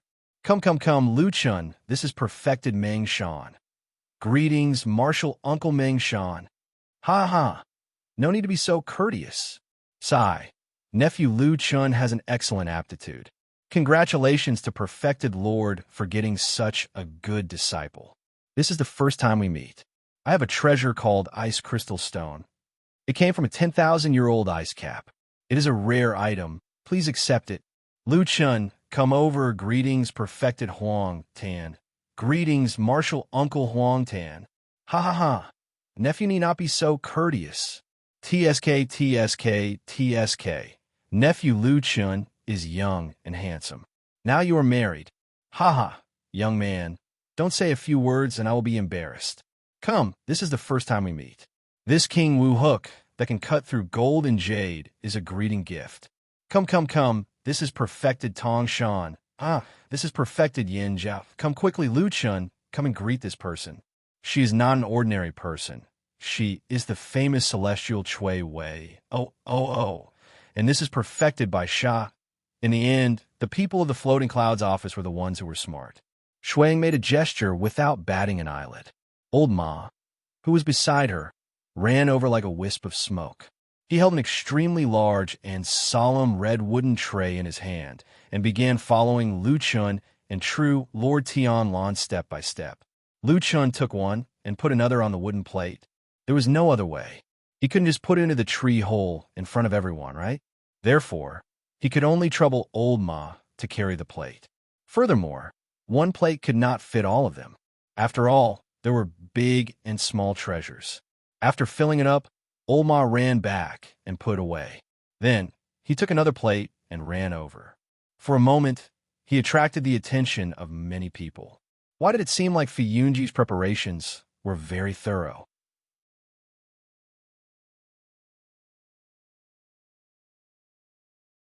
Chapter 468. Unknowingly, the atmosphere in the main hall of the Kunlun slowly became a little strange. Most of the people who could stand here today were cultivators with status or roots in Zhengxiaming. Since they had status in Zhengxiaming, there were also a group of elites in the vast land of Shenzhou. Most of the people who could reach such a position were smart people, and some things could naturally be seen by those who were observant. However, most of the people seemed to be unaware of this. Everyone was amiable and polite. Wherever perfected Lord Tianlan and Lu Chan went, there was a sea of joy and flattery. Only the 5 big shots who were also perfected lords of the divine transformation realm behind them had a slightly different expression from the rest. Some frowned slightly, some smiled with slight disdain, and of course, there were also some who seemed to be smiling as if they could not help laughing. After walking around like this, perfected Lord Tianlan brought Lu Chun to meet a large number of Yuanying Zenrins. Old Ma, who was following behind, received gifts until his hands were sore, but he was unusually excited. This guy had probably never seen so many rare treasures in his life, and his eyes were almost dazzled. Seeing that there was only one last group of people left, when perfected Lord Tianlan led Lu Chun to that side, he did not stop in front of the few Yuaning Zenrins in front of the crowd this time. Instead, he nodded at them with a smile and walked forward. The people next to him were stunned, but after taking a closer look at the crowd, they came to their senses. It turned out that the people standing there were all people from the Kunlun party. It seemed that perfected Lord Tianlan was a little embarrassed to attack his own people after all. After seeing perfected Lord Tianlan's action, the few Yuaning Zenrins of the Kunlun party were obviously relieved, and a smile appeared on their faces. After all, they were from the same sect as perfected Lord Tianlan. If perfected Lord Tianlan really brought Lu Chun to meet them, not only would they have to give him a greeting gift, but because of this relationship, they would most likely give him a better gift than the others. Seeing that things were as such, perfected Lord Tianlan was about to walk past the Zenrins of the Kunlun party with Lu Chun. Unexpectedly, at this moment, Lu Chun, who had been quietly following behind perfected Lord Tianlan and had never overstepped the rules for so long, suddenly turned around and actually left perfected Lord Tianlan behind. He took a few steps forward and bowed to one of the few Yuaning Zenrins of the Kunlun party. With a smile on his face, he said very politely and respectfully, "Greetings, Uncle Master." There was a sudden commotion in the crowd. Many gazes looked over curiously, including perfected Lord Tianlan, who was walking in front, who also looked back in surprise. At the end of everyone's line of sight, the person who stood in front of Lu Chun with a stunned expression was Masato Kahara of the Kunlun party. In the crowd, Su Qingjun, who was originally standing behind Masato Kahara with a slightly complicated expression, suddenly saw Lu Chun like this. For a moment, she was also a little surprised and subconsciously took a step forward. Although Masato Kahara was stunned, she was after all a Zhenren of the Yuaning Zhenren who had cultivated for many years. She had both bearing and experience, so she quickly adjusted herself and laughed. She quickly reached out to help Lu Chun up and said with a smile, "Brother Lu, you can't do this. Usually, when I see your master in the same sect, I also greet him as a junior and call him Uncle Master. From now on, you and I can just treat each other as equals." Lu Chun smiled and nodded. Perfected Lord Tianlan, who was next to him, walked over. He did not seem to be angry, but found it a little funny. Perhaps he was thinking to himself, "Is this guy actually more cunning than me? He even dares to lay his hands on his own people." At the same time, he was also a little curious as to why this disciple of his did not look for anyone else but this Masato Kahara. One must know that in this hall today, the Uncle Master that Lu Chun called out was the most valuable. After half a day, who knew how many treasures he had swindled? Many people understood this logic. Of course, Masato Kahara could also see it. For a moment, his face was a little bitter and he laughed dryly. At this moment, he naturally recognized Lu Chun's appearance. Back then, outside Su Qingjuan's cave abode, he had also come into contact with Lu Chun. Therefore, he leaned forward slightly and his expression did not change. However, he lowered his voice and said, "Little Lu, on this big day of yours, why are you staring at me instead of others?" Su Qingjun stood beside her master and heard this sentence clearly. She frowned slightly and looked at Lu Chun with some unfriendliness, as if there was a little anger. Lu Chun also lowered his head slightly and then said in a low voice, "Uncle Master, that year outside the Qingjun sect, you promised to give me something. You haven't given it to me yet." Apart from Su Qingjun, there was also perfected Lord Tianlan who heard this conversation. At this moment, he raised his brows slightly and looked as if he was going to scold Lu Chun and take him away. Suddenly, he steadied himself and then looked at Masato Kahara with a smile that was not a smile. His smile was full of playfulness. Sweat immediately dripped down Masato Kahara's face. Standing at the side, Su Qingjun was also stunned for a moment. Then, as if she thought of something, the corners of her mouth twitched and she seemed to almost laugh out loud. However, she immediately came to her senses and immediately held back her laughter. When she looked at Lu Chen again, she found that he was also looking at her, intentionally or unintentionally. Their gazes met in midair.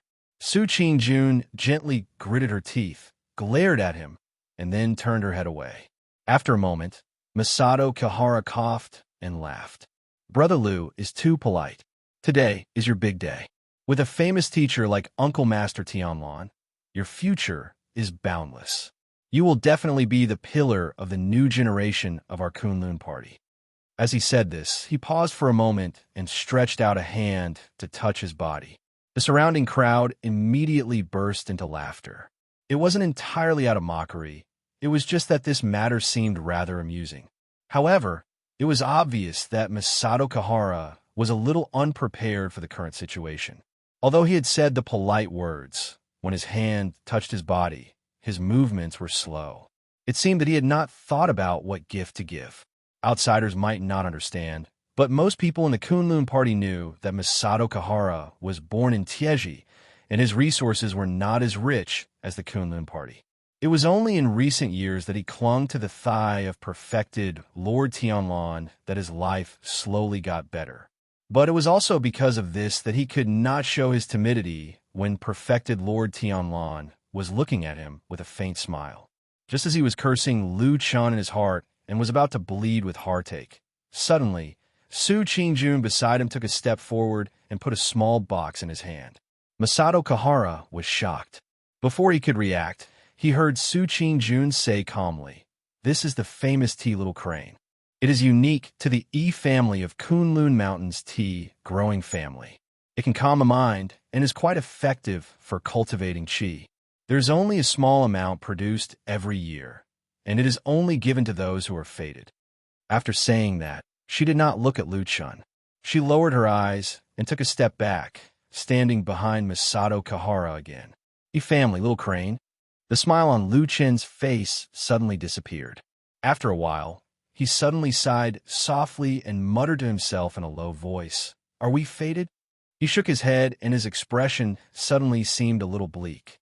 He then took the tea from the startled Masato Kahara's hand, bowed to him solemnly, and turned to walk forward.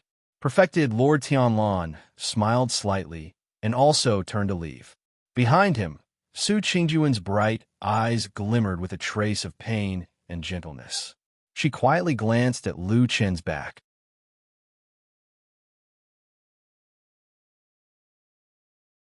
Chapter 469. This clamorous and lively disciple acceptance ceremony that shook the entire immortal city finally came to an end before dusk arrived. Everyone left with a satisfied and joyful smile, walking out of the majestic Kunlun Hall and dispersing in all directions. When night fell, the Kunlun Hall finally regained its silence. Looking out from the hall and through the door, one could see a bright moon slowly rising, radiating a bright and gentle light that shone on the mortal world. At this moment, there were only two people left in the huge hall. When there was no one around, perfected Lord Tianlan casually sat on the ground, gazing at the bright moon in the distant night sky with a deep gaze.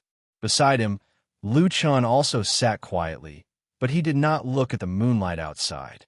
Instead, he was staring at an unknown dark corner in the hall, lost in thought.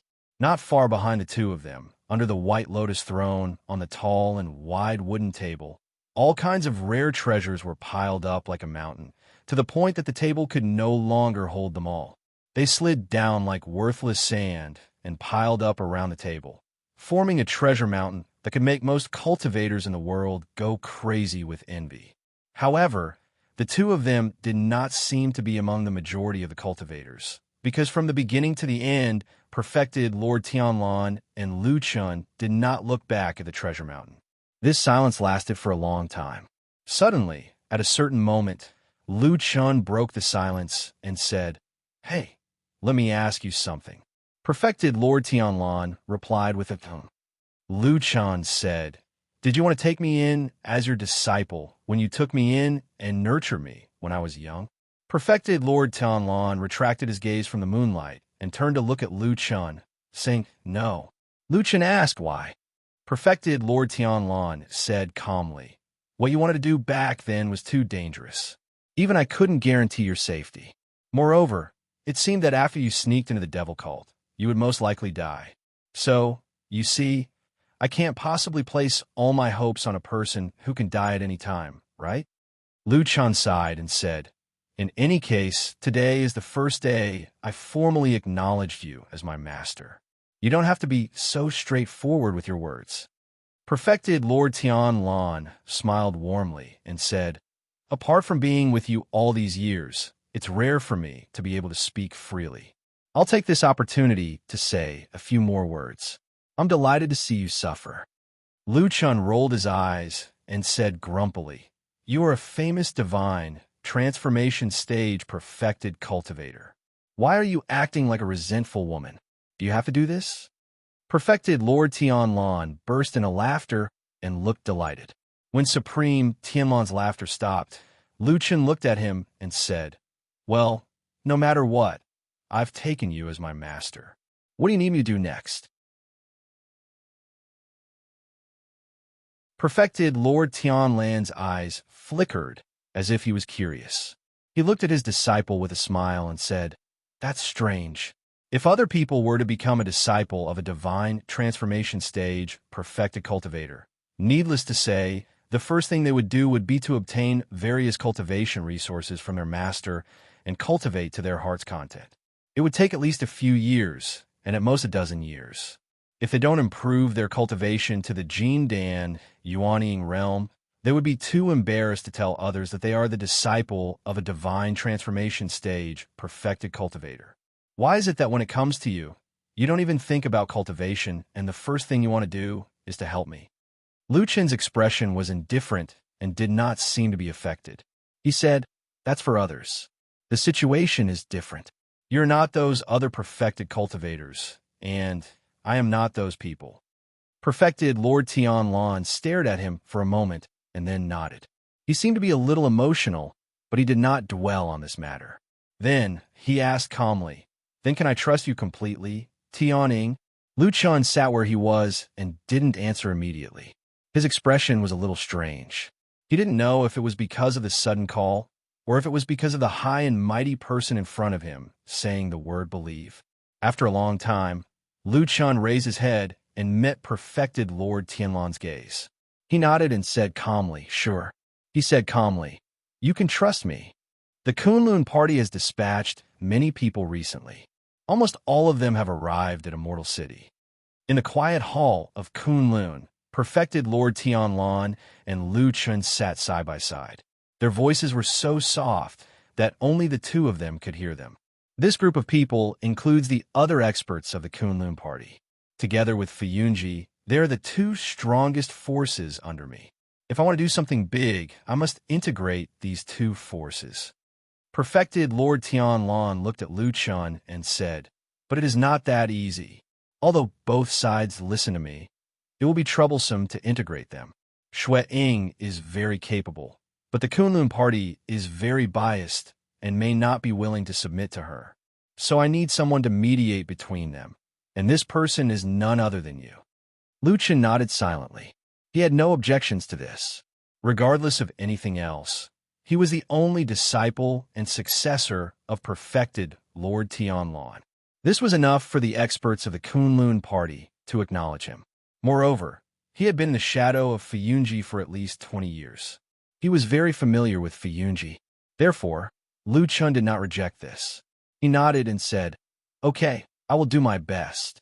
When perfected Lord Tianlan saw that he promised so readily, a hint of gratification flashed across his face.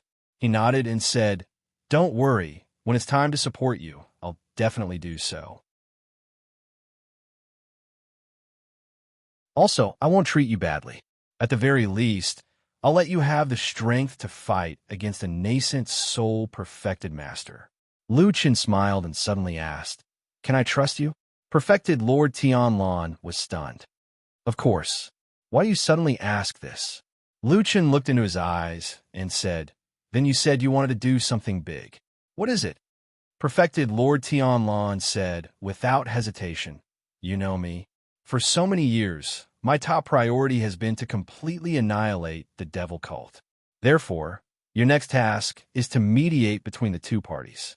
You will command and pursue the remaining members of the devil cult and try to completely destroy this tumor. Lu Chen nodded and said, I understand. What else? Perfected Lord Tianlan looked at him for a while and suddenly smiled. What else? What are you referring to? Lu Chen did not smile. He only looked at him quietly. The bright moon outside the hall finally rose into the night sky. The shadows on the ground gradually became shorter and blurred. The mountain of treasures behind them also quietly disappeared into the darkness. The surrounding was silent. The smile on perfected Lord Tianlan's face gradually disappeared. He looked at Lu Chen indifferently. His gaze gradually turned from gentle to deep and boundless, like the ocean with faint waves rising and falling. Why do you ask me this? When perfected Lord Tianlan spoke again, his voice was still deep and thick. However, there seemed to be a hint of thunder in it.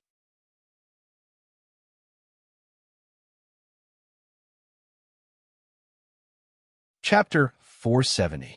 The hall was silent for a long time until Lu Chen's voice rang out. I've been in the devil cult for too long, and I know them better than anyone else. Although the devil cult has a great reputation and is very ferocious, and there are still some demonic remnants appearing from time to time, but after the Battle of the Desolate Valley more than 10 years ago, they have more or less collapsed. Collapsed? But don't forget that Elder Ghost is still on the run. Even though we have annihilated their lair in the Immortals City Underground Palace a few days ago, he still escaped. Perfected Lord Tianlan asked. Lu Chen said indifferently, he alone is useless. In history, the devil cult had countless even more outstanding geniuses, but in the end, they still inevitably weakened. This is not the key point. Oh, then what is the key point? Tell me. Perfected Lord Tianlan seemed to be interested, and his gaze became calmer. There was even a hint of admiration in his eyes. These complicated and intertwined emotions made him look like a terrifying dragon that was constantly changing its expression. He was hard to fathom. Lu Chen was probably the only person in this world who could speak bluntly in front of this dragon. Or perhaps it was because he strangely maintained an inexplicable calmness. Their foundation has been destroyed. Perfected Lord Tianlan's eyes flickered. What foundation? People. Lu Chen said calmly. The key to the devil cult spreading its teachings and absorbing new blood to expand and strengthen is that they need many new people, which is the countless ordinary people in the world. As long as there are people who believe in their nonsense, then no matter what kind of setbacks the devil cult encounters, there will be a day where they will rise again. Perfected Lord Tianlan nodded. Indeed, in the past, there were some peerless geniuses in the world's righteous path who almost annihilated the devil cult. But as time passed, these evildoers could always rise again. Since the devil cult is so difficult to destroy, why are you so sure now? Because there has never been a Zheng before. Lu Chen looked at him and said, in the past, no matter how powerful the geniuses of the righteous path were, they were just people who defied the natural order. At most, they had the power of a sect or sect. But now, Zheng Xianming controls the cultivation world, and his influence covers the whole world. Almost everyone is under the control of the Immortal Alliance. As time goes by, everyone will hear what Zheng Xianming has announced. They will know that the nonsense of the devil cult cannot be trusted, and it will be harder for them to recruit new blood. Perfected Lord Tianlan laughed. Lu Chen sighed and said, so what if there's Elder Gay? They're still facing a dead end in the end. There's no way out. We're destined to perish. Perfected Lord Tianlan patted his knee gently, looking somewhat relieved. Thank you for your auspicious words. I hope so. Lu Chen was silent for a moment and said, this is the general trend, and it won't change anymore. It's just that many people don't understand the devil cult well, so they haven't reacted yet. He raised his head and looked at perfected Lord Tianlan. However, you're different. Just like me, you've been dealing with this bunch of monster incarnates for decades. I'm sure you'll be able to understand what I can see as well. So I find it strange that the devil cult is just a facade now. You don't need to mobilize a large number of experts from the Kunlun party to help at all. Just the power of Fiyunji alone is enough to destroy them. Perfected Lord Tianlan thought for a moment and said, "What you said makes some sense." Lu Chun said, "So other than the devil cult, what else do you want to do?" At this moment, his expression was unusually serious. He frowned and said, "I once infiltrated the devil cult and risked my life for you. I helped you do things and risked my life for you. This is nothing, but I want to know what exactly you want to do." When Perfected Lord Tianlan heard the first sentence, his expression was still a little uncertain. However, when he heard the words of risking his life, his body trembled slightly, as if his heart had been touched. His gaze slowly turned gentle. After a while, he waved his hand lightly. Lu Chun immediately stood up and walked to his side with light footsteps. He then squatted down quietly. Perfected Lord Tianlan started to whisper in his ear. His voice was so low that only Lu Chun could hear it. He listened quietly and remained expressionless from the beginning to the end. The moonlight outside the hall finally moved out of this place, leaving behind complete darkness that was as deep as the sea. Since the birth of Zhengxiaming, there was probably no one like Lu Chun, who suddenly rose to the sky in one night. From an unknown person, he suddenly rose to the clouds and became an influential person with great power. Of course, this power came from the huge backing of Perfected Lord Tianlan. But it was also because of Perfected Lord Tianlan's strong and determined attitude that he directly gave Lu Chun incredible power. It showed that he valued this disciple very much and was determined to cultivate him with all his strength. In fact, Lu Chun became the leader of the experts dispatched from the Kunlun party. He was also responsible for negotiating with Shuang, the famous hall master of Fiyunji, about the arrangement of the two parties' forces. At the same time, he also began to intervene in everything related to the devil cult. He could ask about anything related to the devil cult. These two appointments alone were enough to make Lu Chun one of the most popular upstarts in Zhengxiaming. At the same time, he also controlled an unimaginably huge amount of resources in Zhengxiaming. No one dared to take him lightly. Because now, whenever Lu Chun went out and introduced himself, he would say with great emotion, "I am Lu Chun, Taoist named Tianning." What? You don't care about Tianning? Then can you please go and talk to Perfected Lord Tianlan? There were too many smart people in Zhengxiaming. They had sharp eyes and could see the situation clearly. Everyone could see that Perfected Lord Tianlan, who was the most powerful person in Zhengxiaming, probably really wanted to cultivate his new disciple this time. As for the other big shots under his command who had already been famous for many years, Thousand Lantern Immortal was far away in Kunlun as the sect leader Immortal and was out of his reach. Shuang was in charge of Fiyunji and had great power. However, she had suffered a heavy setback from the devil cult a few days ago. The outside world was saying that Perfected Lord Tianlan was dissatisfied with her. Besides, you were just a subordinate. How can you be compared with Lu Chun, a direct disciple with an inherited Taoist name? Perhaps Shuang herself had also recognized this reality. So when Lu Chun came to her and asked for the dozen devil cult captives he had captured in the underground palace, Shuang agreed without hesitation, even though it was Fiyunji's biggest responsibility to interrogate and deal with the devil cult for the past few decades. Her straightforwardness even surprised Lu Chun a little, but Lu Chun did not care too much.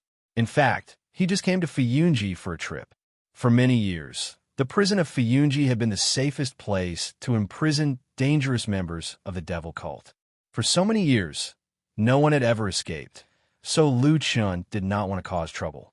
Outside the prison of Fiyunji, while waiting for those people in front to go through the complicated and tedious procedures to open the door, Lu Chun looked back and saw a man and a woman following behind him. The man was still Old Ma, but the woman was not White Lotus who had been with them for the past few days. Instead, it was Su Qingjun. At this moment, Su Qingjun did not have much of an expression on her face, but when she occasionally looked at Lu Chun, her eyes were a little complicated. She probably grew up in a quiet and peaceful environment of an aristocratic family and had never seen a man like him who insisted on using power to transfer her here. However, at this time, Lu Chun did not look at her. Instead, he frowned slightly, as if remembering something. He asked Old Ma in a low voice, "Where is White Lotus? Why haven't I seen her recently?" Old Ma shook his head and said, "I don't know either. It seems that since that day at Horse Washing Bridge, she has been hiding from us and refused to come over." Lu Chun was silent for a moment and said in a low voice, "Is she angry?"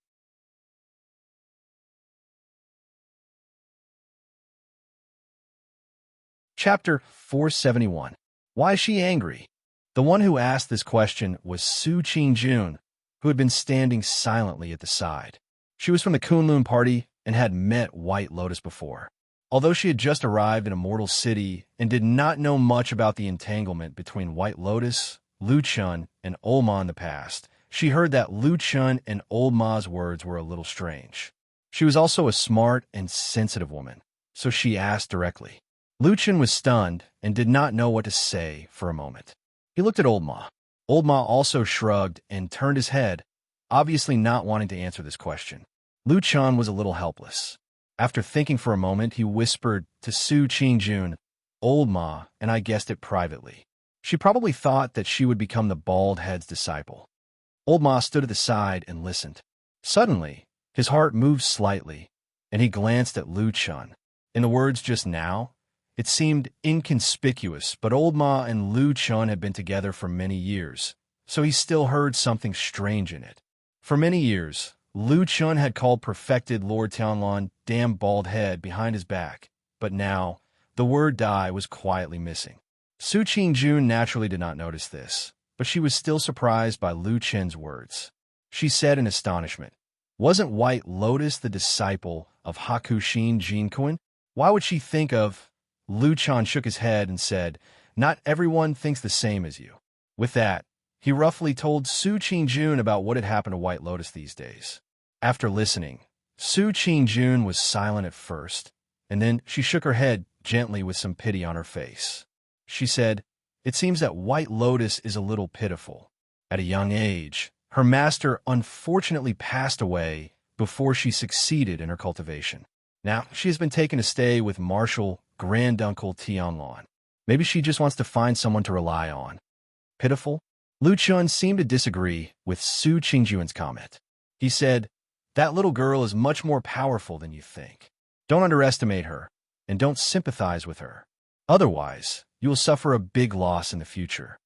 Su Qingjun glanced at Lu Chun with slight surprise and said, "What's wrong with you? You're actually so harsh to a little girl?" Lu Chun was speechless for a moment. It was no wonder that Su Qingjun would behave like this. Indeed, when White Lotus was on Kunlun Mountain in the past, except in front of him, she would show a fierce side. In front of others, she was quiet and peaceful. It seemed that she had really deceived a lot of people. At this time, the door of the prison in front of them opened. Lu Chun did not want to continue on this topic, so he greeted them and walked inside. Su Qingjun seemed to be a little concerned about the relationship between Lu Chun and White Lotus. It seemed that she wanted to say something more. When she took a few steps forward, she suddenly saw Lu Chun turn back and suddenly smile at her. His smile was a little strange. Su Qingjun was a little surprised and said, "Why do you look at me like this?" Lu Chun said with a smile, "I thought a very funny thing. The seniority between us is like a mess. When we were on Kunlun Mountain, didn't you accept me as a registered disciple? Now here, your master, Masato Kihara, has to call Tianlan martial uncle. Then you will become a junior to me, won't you?" Su Qingjun thought it was true. She snorted and walked forward grumpily, saying, "Don't expect me to call you martial uncle." Interrupted by him, Su Qingjun forgot what she wanted to ask White Lotus. As for Lu Chun, he smiled and walked into the dark cell with her. Most of the cells in the world were dark and depressing because they were a place to imprison people and make them lose their freedom. It was a place where countless pains were created. Almost no one liked to stay here, no matter the prisoners or the people who were themselves free. Su Qingjun didn't like this kind of place either, so she was surprised and puzzled that Lu Chun specifically asked her to come here. But she was not a rebellious person. In fact, for so many years, although she carried the name of a genius, she basically didn't do anything too rebellious, whether in her family or in her sect. So she still came here.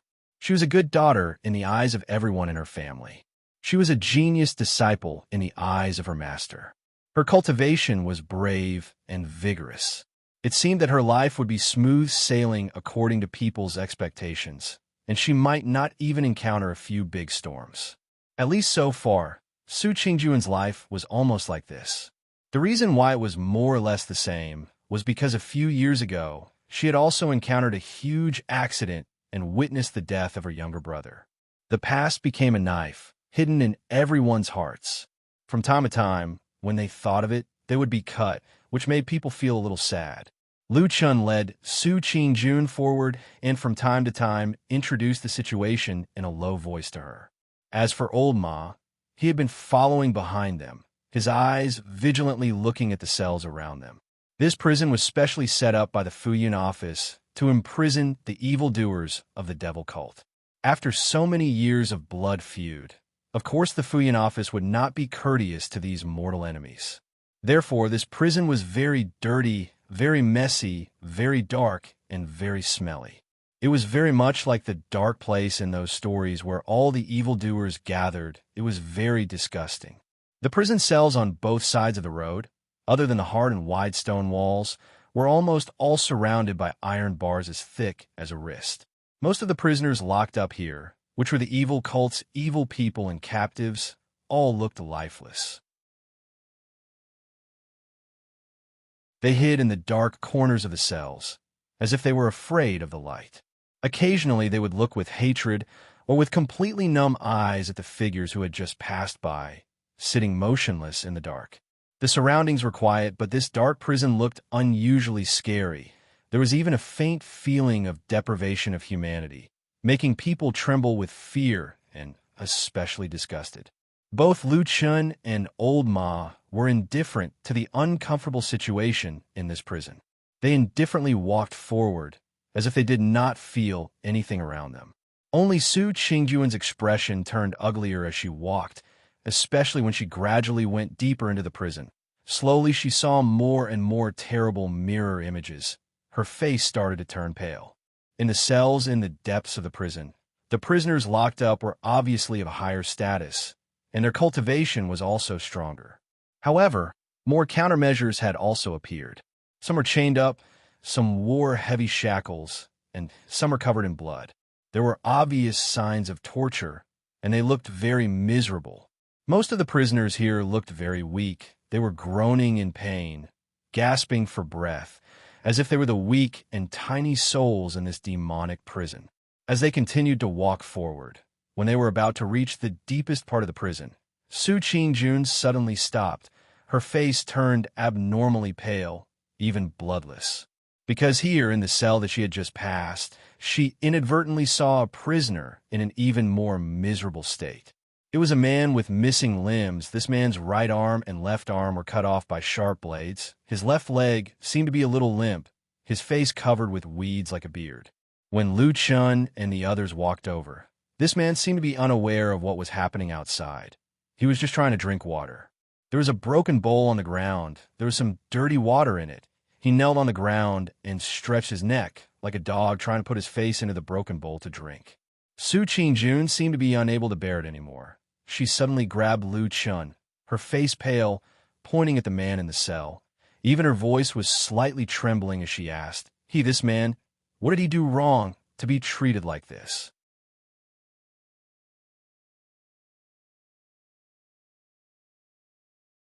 Chapter 472. The passage of the prison immediately quietened down. Not only Lu Chun and Old Ma's side, but also the prison guards were leading the way and following behind. One must know that the most important prisoners in Fuyunji were in prison here. Every one of them was an evildoer of the devil cult, a great enemy with a blood feud. Of course, Fuyunji attached great importance to them. Therefore, even though Lu Chen's status was different now, the prison guards here could not really let the three of them walk in as they pleased. There were quite a number of guards accompanying them, but Lu Chen's identity as the disciple of Supreme Tianlan was still powerful, so everyone gave him some face and walked a little further away. At this moment, when they suddenly heard Su Qingjun say such words, and her tone was urgent, there seemed to be some indignation. Before Lu Chun and Old Ma could react, several cold gazes swept over them. Lu Chun frowned slightly and said, "Those are the evildoers of the devil cult." Of course, those who were imprisoned in this prison were the remaining evildoers of the devil cult who had been fighting with Fiyunji for decades. Su Qingjun also knew this in her heart, but there was still some reluctance and anger in her expression. But as intelligent as she was, she quickly felt that the surrounding prison guard were looking at them with unfriendly gazes. Su Qingjun gritted her teeth and seemed to be a little hesitant, but in the end, she could not help but say, "I know they are evildoers of the devil cult. I won't say anything if you kill them, but such humiliation and torture, isn't it too much?" Lu Chen nodded, and then suddenly waved to one of the prison guards who was standing a little further behind. That person quickly walked over, bowed to Lu Chun, and said, "Young master, what's the matter?" Lu Chun was startled for a moment. He probably didn't expect the guard to call him young master. However, this wasn't the time to worry about this. In any case, it was probably because he didn't have a public position yet, so it wasn't appropriate for others to call him that. Therefore, he didn't say much and just asked, "I haven't asked for your name yet." The prison guard said, "I dare not. My surname is Chun, and my name is Guy." Lu Chen nodded, and then said to him calmly, "Can you tell this senior sister of the Kunlun party about the prisoner's situation?" Chun Guy straightened up, glanced at Lu Chun, and then turned to Su Qingjun, expressionlessly pointed to the prisoner in the prison, and said, "This person is called Shang Fei, originally an altar master of the devil cult in the Western land. He has done many evil deeds and committed many bloody crimes. We caught him 2 years ago and locked him up here." At this time, Old Ma, who was standing at the side, suddenly made a sound of surprise, but no one noticed him. Only Lu Chun glanced at him out of the corner of his eye and found that Old Ma was looking at the mutilated devil cult prisoner through the iron bars. Lu Chun did not care about him and quickly continued to ask Chungai, "What's the matter with the injuries on his body?" Chungai said, "Some of them are injuries from when we first arrested him, and some are from when we interrogated him." A trace of anger flashed across Su Qingjun's face, and she said, "We, the Zengxianming, are the leaders of the world's righteous faction. How can we?" Before she could finish her words, several gazes from the side, including Chungai's, became a little unhappy. Lu Chun shook his head, and after a moment of silence, he said to Chungai, "This Shiji Su, she probably did not know about those things before, so please forgive her." Chungai nodded slowly, and his expression softened a little. At the same time, he seemed to feel that the atmosphere here was inexplicably tense, and waved to the surrounding people. Those cold gazes immediately left, and everyone seemed to be relieved. Lu Chun said again, "How about this? Can I trouble you to tell Shiji Su what this person has done?" Su Qingjun was stunned for a moment, and her heart skipped a beat. She had a faint feeling that something was not right. Chungai, who was in front, did not hesitate too much. After nodding slightly to Lu Chun, he said, "This Shang Fei is the altar master of the devil cult. He looks gentle on the surface, but in fact, he is an extremely violent demon. The number of people killed by him adds up to at least 100, and as for the murders committed by the devil cult demons under his command, it is innumerable. Moreover, this person is vicious by nature. He often tortured his captives and even skinned them. Several of our brothers in Fiyunji died in his hands." Su Qingjun's face gradually turned pale. At the end of the story, Chungai turned around, looked at her, and said, "Miss Su, you're the proud daughter of a famous sect, so you probably don't understand these dirty and disgusting things. But in this place, these people deserve it. You don't have to plead for them." Lu Chen walked over from his side, looked at Su Qingjuan's unusually ugly face and did not say anything. He only whispered a few words in Chen Gai's ear. Chen Gai turned back to look at him, and then nodded. It seemed that he agreed. Lu Chan cupped his hands to show his gratitude. Then, they continued to walk forward. Chen Gai seemed to be a chatterbox and walked in front of everyone. Every time they passed by a cell, he would speak about the identity and origin of the prisoner and then introduce the various evil deeds of the person. Although his tone was very calm when he spoke, but the words between the lines made people tremble with fear. The darkest side of this world, those unimaginable and indescribable evil and terrible horrors, slowly surfaced. The gloomy, dirty, and smelly prison seemed to have turned into a terrifying hell. Hundreds of ghosts walked in the night, horrible to look at. There were no images, and there were no screams and whimpers, but just imagining the images seemed to be suffocating. Su Qingjuan's hands slowly clenched, and her footsteps became heavier and heavier. Old Ma looked worriedly at the girl's pale face, hesitantly gave a look to Lu Chan. Lu Chan was silent for a moment, walked to Chen Gai's side, gently patted his shoulder, and then whispered a word of thanks. Chen Gai also nodded to Lu Chan, and then walked back and stood together with his other guards. Lu Chan walked to where she was, and stood with Su Qingjun, her face pale and breathing rapidly. He looked at the girl's eyes that seemed to suddenly be in a daze, and whispered, "Now you know what kind of lunatics we are going to face." Su Qingjun closed her eyes in pain, and after a while, softly said, "Why did you bring me here and tell me all these?" Lu Chan said, "I am too lazy to meddle in other people's business, but you may have fought with people before, but you definitely have not really come into contact with these lunatics. I called you over today to let you see this place, is to let you at least be prepared, although the evil sect is weak now, and their strength is not what it used to be. But if there's a fight in the future, you must not have any kind thoughts of leniency."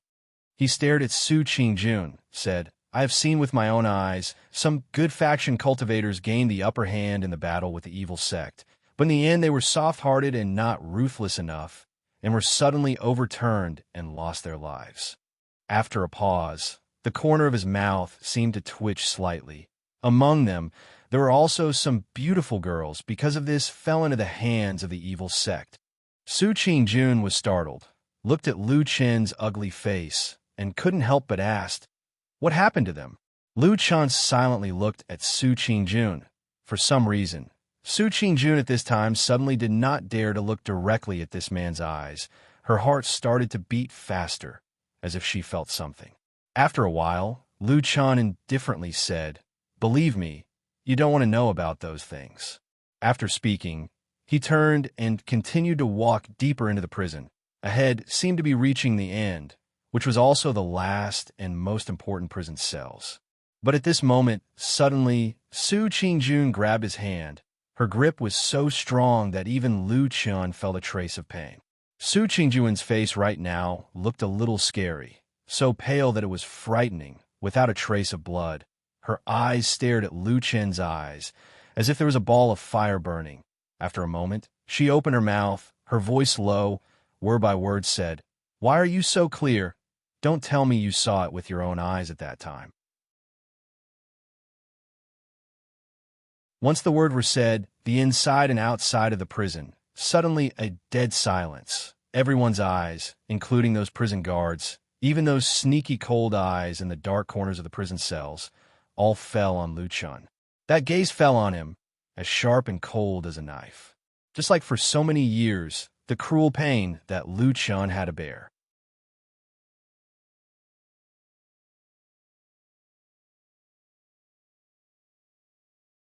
Chapter 473. Lu Chan stood there, enduring the strange stares from the surrounding people, silent and did not speak a word. He looked at Su Qingjuan's pale face, her eyes, although angry but still clear, like a mirror that had never been tainted by dust. Right and wrong, or perhaps only innocence, a pure heart untainted by dust. Was it because someone had once opened his arms in the darkness, used his chest and body to resist the raging tide that filled the sky? But everything that he had done in the past, was it really all right? Those choices, were there any selfishness? Were there any fears? Was it really worth it? This was not what Lu Chun had imagined. Today he had specially brought Su Qingjun here. It was to let her have a clearer understanding of the evil sect, to let this woman who had a warm memory with him, in the future possible battles and killings, have a higher chance of survival and safety. He did not want to see anything happen to her. Lu Chun opened his mouth, seemed to want to say something, but the next moment, he still maintained his silence. Perhaps even he himself did not know what to say. Su Qingjun's beautiful face, from the initial pale, started to show surprise. She was stunned by Lu Chen's silence, and then gradually turned into disappointment. Her emotions were so obvious that everyone could see it. She gently shook her head, looked at Lu Chun, and finally softly said, "I didn't expect you to be this kind of person." Her voice suddenly rose, her expression agitated and angry. She stared at the silent Lu Chun, like staring at a sinner. "Don't tell me you have really seen that kind of thing happen with your own eyes? Right before your eyes, you did not do anything. Watch that woman being." She did not continue her words. Perhaps she had never really seen that cruel scene, or perhaps she was too kind-hearted to say those malicious words. But just by imagining, right now it seemed to be enough to make the surrounding people's gazes turn into sharp whips, nailing that silent man on the invisible wooden frame, whipping him countless times. Covered with scars, covered with cuts and bruises. That wooden frame was called justice, also called morality.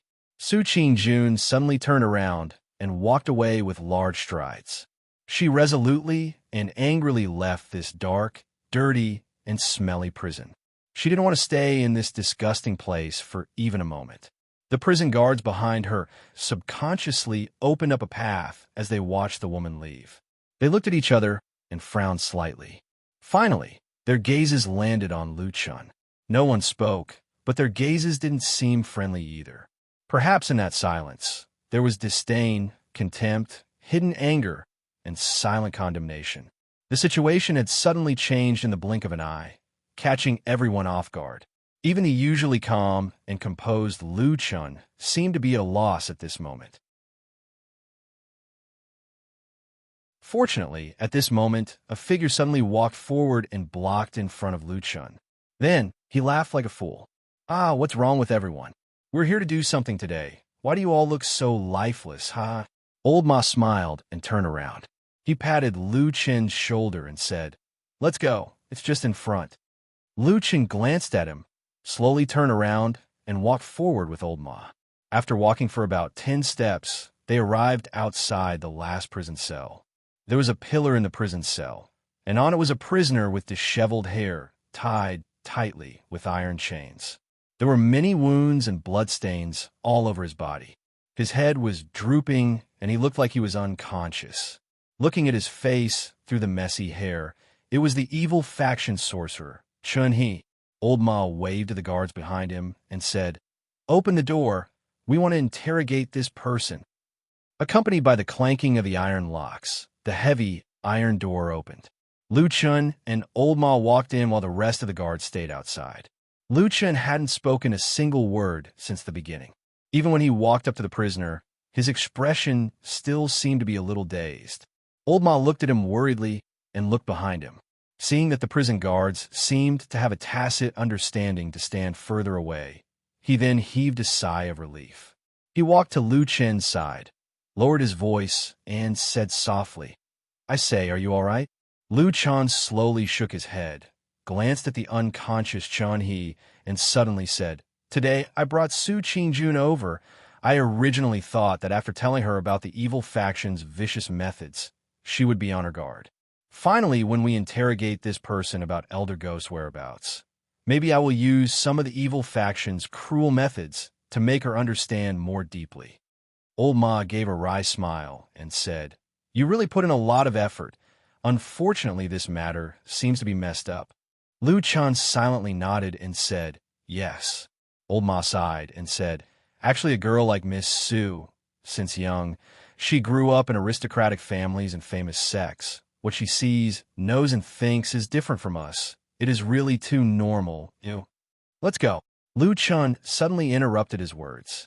Old Ma was taken aback and said, "Not interrogating anymore?" Lu Chun indifferently said, "His injuries are so serious, and those people in Fiyunji's methods, how can they be worse than the evil faction? Till now, they have not gotten anything out of him. I reckon I also have no way to pry open his mouth." After speaking, he turned and walked out. Old Ma hurriedly followed. Those prison guards standing outside were shocked, came up and asked, "Both sirs, are you not interrogating the prisoner anymore?" Lu Chun silently walked forward and did not answer. Old Ma gave a dry laugh, pointed to the unconscious Chanhe in the cell, and said, "That prisoner is still unconscious, and I have taken a look at his injuries. It is really very serious. He cannot withstand the heavy punishment. It will be very difficult to get anything out of him. 2 days later, we will come again in 2 days." The few guards looked at each other. Contempt flashed in their eyes, but they did not say anything and very politely sent the two of them out of the prison, leaving that dark and oppressive prison. Even though Old Ma was someone who had seen a lot of the world, he could not help but let out a long sigh of relief, mumbled, "That place is really not suitable for people to stay in." Lu Chun walked beside him, frowning and silent. As they walked, he suddenly glanced at Old Ma. Old Ma's heart jumped for no reason, said, "What? Did I really do something wrong?" Lu Chun asked him in a low voice. Old Ma was speechless. For a moment, he did not know what to say. Of course, he would not say that Lu Chun was wrong, but just when he wanted to say that he did not do anything wrong and did the right thing, the scene from not long ago suddenly appeared in his mind. Su Qingjuan's sudden questioning was like a whip lashing at him. The imagined cruel scene in his mind made his words suddenly choke in his throat, unable to come out. After a while, Old Ma said bitterly, "Don't let your imagination run wild. It has been so many years. Moreover, back then when you were in the evil cult, if you really wanted to mess around, you would be surrounded by people from the evil cult. Wouldn't that be seeking your own death?" As if he had finally found a reason, Old Ma breathed a sigh of relief, nodded repeatedly, and said, "So, even if you make a move to save people, most likely you will not be able to save people, and will instead harm your own life. It is not worth it, right?" Lu Chun's expression still looked very strange. He seemed to be suddenly immersed in the past, somewhat unable to extricate himself. After a while, his face suddenly became a little pale. Old Ma looked at him, couldn't help but be a little worried, and asked in a low voice, "Are you all right?" "I forgot the name." Old Ma was startled, and said, "What?" Lu Chun slowly raised a palm, staring at his own palm. A trace of pain and confusion finally gradually emerged in the depths of his eyes. Even his voice carried a bit of bitterness. "I forgot that woman's name. Old Ma. I forgot. I completely forgot her. Am I really like those people from the evil cult, born so cruel and heartless?"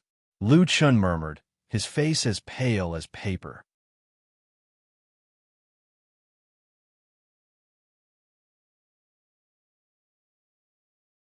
Chapter 474.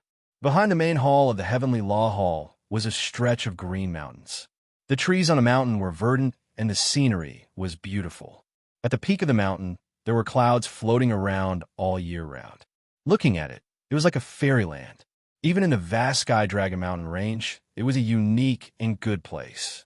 Such a spiritual mountain and blessed land was naturally occupied by powerful people, and this Baimu Peak was precisely occupied by the Heavenly Law Hall's true monarch Tiehu, who was in a favorable position and became this deity transformation stage true monarch's dwelling in the true immortal alliance. There were many guards at the bottom of the mountain, but there were very few people at the top of the mountain. This was because Tiehu true monarch had issued a ban. No one could rashly go up the mountain without permission. As for the safety of the mountain, there was a deity transformation stage, true monarch living there. What would he be afraid of? On the beautiful peak of Baimu Peak, there was a magnificent cave residence. This was Tiehu, true monarch's temporary imperial residence. And in the entire Heavenly Law Hall, besides Tiehu, true monarch, there was only one person who could freely enter and exit this place. That was Tiehu, true monarch's adopted daughter, Song Wenji. Ever since this woman appeared at Tiehu True Monarch's side, it seemed that she had always been taking care of this illustrious deity transformation stage, True Monarch's daily life. Therefore, this could probably be considered as Song Wenji's home. This charming and beautiful woman was lying on the bed, her bright eyes looking at the smooth stone surface of the ceiling. The stone surface was like a mirror, and there was an indistinct reflection of an old body lying on top of her white, soft, plump, and beautiful body. The old body was constantly wriggling, and the sound of panting echoed in this quiet stone room, mixed with some strange moans. Her beautiful hair was disheveled, her cheeks were somewhat flushed, and moans were coming from her mouth. Each moan was soft and captivating, but also caused one's blood to boil. It was as if she was deeply immersed in that bewitching passion and was unable to extricate herself. But only her pair of eyes were still quiet, bright, and cold. She looked coldly at herself in the reflection and at the woman who was moaning in the flesh. Deep in her eyes, a trace of inexplicable pain and disgust flashed past. Suddenly, the old man's breathing increased by a few notches. Song Wenji's gaze suddenly changed from clear and bright to blurry and crazy. She suddenly stretched out her bare white arms and hugged the man's neck tightly. Then, the moans in her mouth also became louder, as if she had become incomparably happy at that moment. However, at the corner of her mouth, there was a faint mocking smile. Finally, with a few soft cries, the old man seemed to have lost all his strength. He suddenly relaxed and fell on Song Wenji's plump body. At this moment, all of Song Wenji's strange emotions disappeared. She suddenly became a well-behaved woman. She shyly and resentfully hugged the man. Using a soul-stealing voice, she complained with a bit of breath, "Godfather, are you trying to torture your daughter to death?" That white-haired man was Tiehu Supreme. At this moment, he did not have his usual solemn and dignified expression. Instead, there was a bit of lust. If this scene was seen by outsiders, the jaws of everyone in the world would drop. And after hearing the words of this coquettish goddaughter, Tiehu Supreme seemed to be even happier. He laughed out loud and even wriggled his body a few times.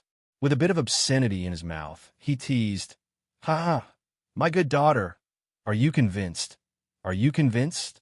Song Wenji exclaimed, and then hugged Tiehu Supreme's body.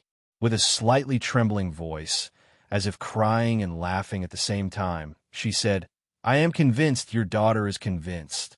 At this moment, Tiehu Supreme seemed to have finally obtained great satisfaction. His body lay to the side and started to breathe heavily. Then, he reached out and hugged Song Wenji's soft white body.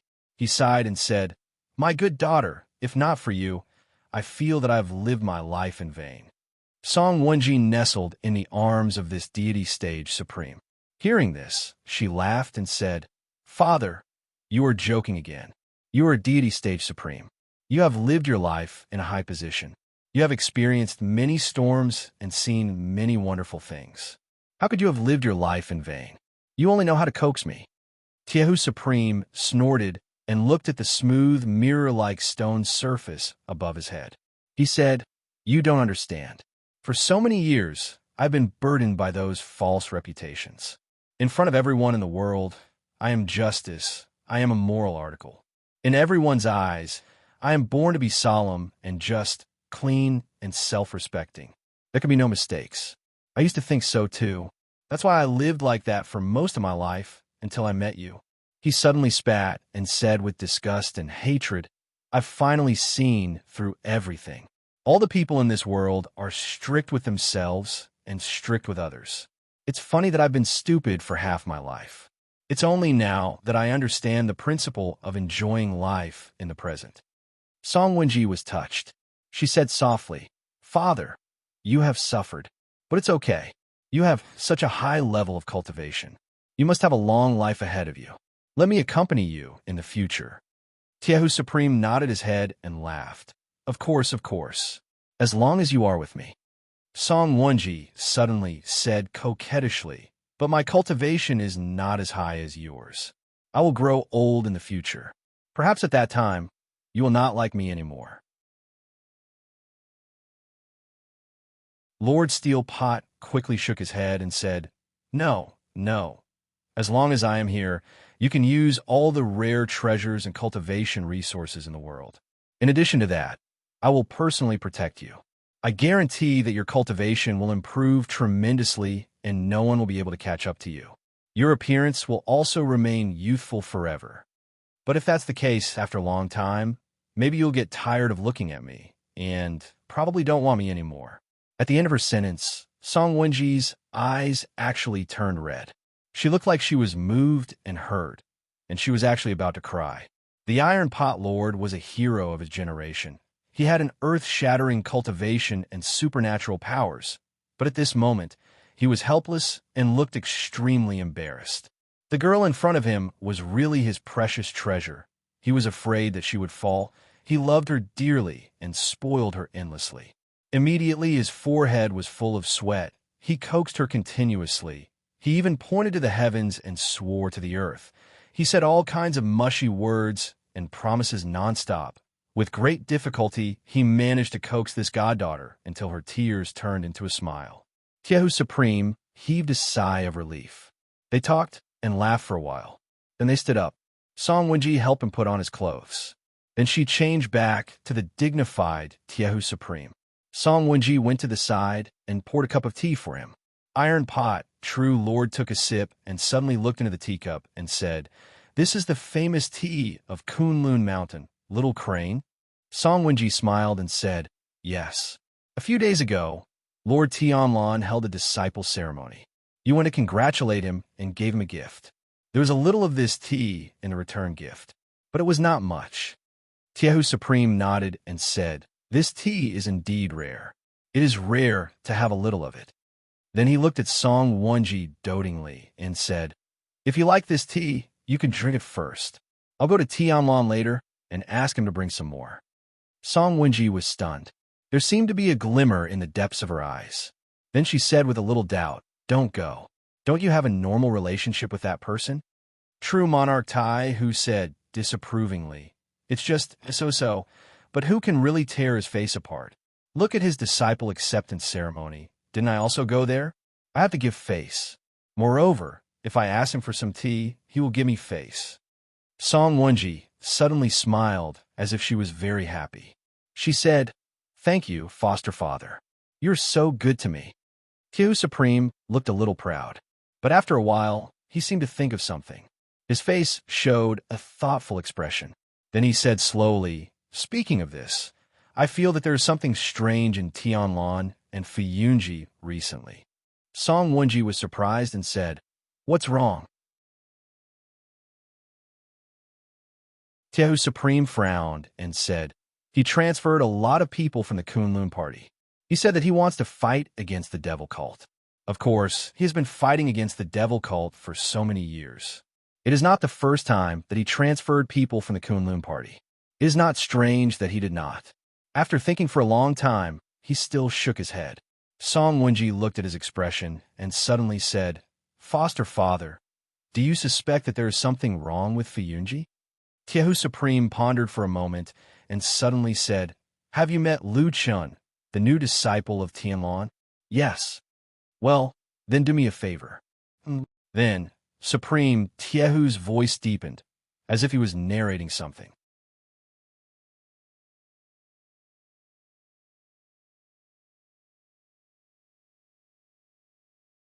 Chapter 475. After the sky darkened, the bustling immortal city started to quiet down. Although there were many bustling places that were still brightly lit, and the laughter of welcome and farewell echoed in the night, most places still entered the silence of the night. In the alley behind the horse-washing bridge, a white-clothed girl walked over alone and stopped in front of that house. Her figure seemed a little lonely, and her face faintly looked a little haggard.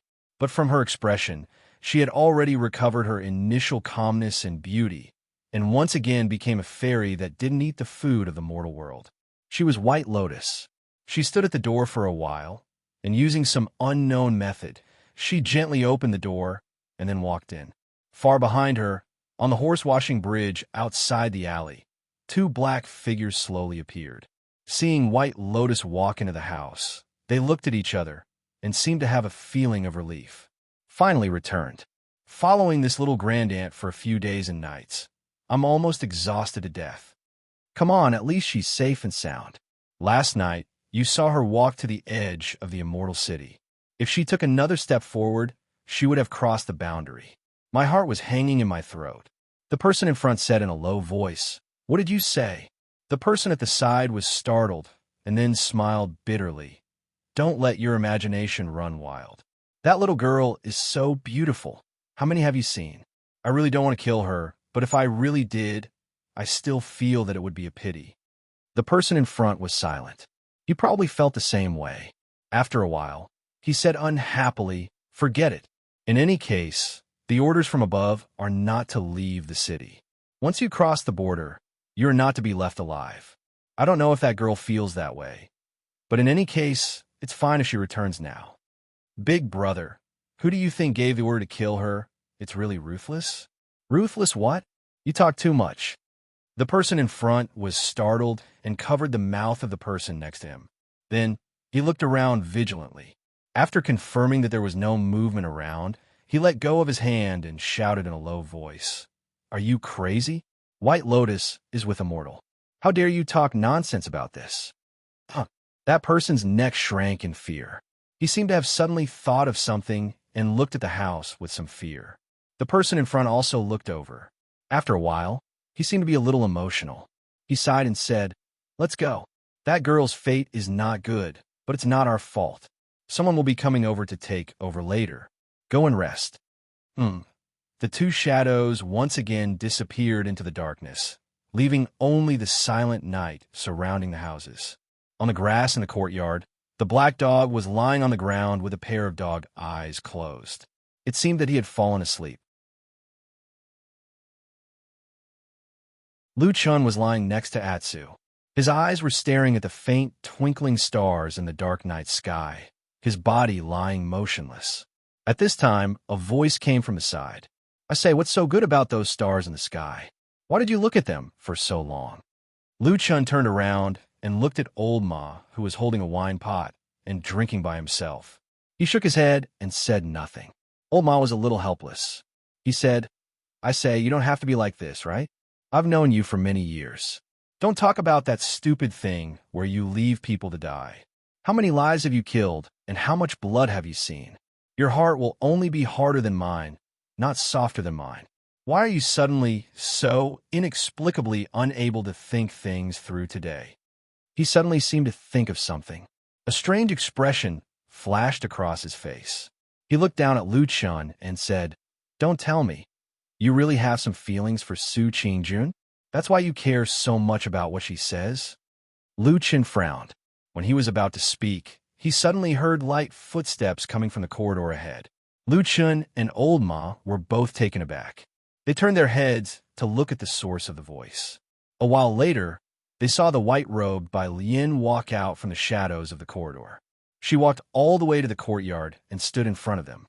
Lu Chun and Old Ma both stood up. Old Ma spoke first with a smile. "White Lotus, you're back." White Lotus responded and nodded to him. Then she looked at Lu Chun. Lu Chun gave a hollow laugh. He felt a little uncomfortable.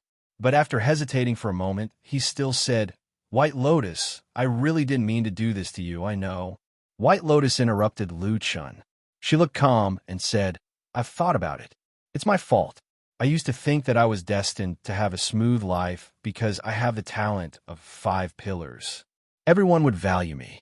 Even after my master passed away, the other elders in the sect would do the same. But now I know that it doesn't include Martial Uncle Tianlon. I was too optimistic." Lu Chun and Old Ma looked at each other and didn't know what to say for a moment. White Lotus was silent for a moment and said, "I'm a little tired.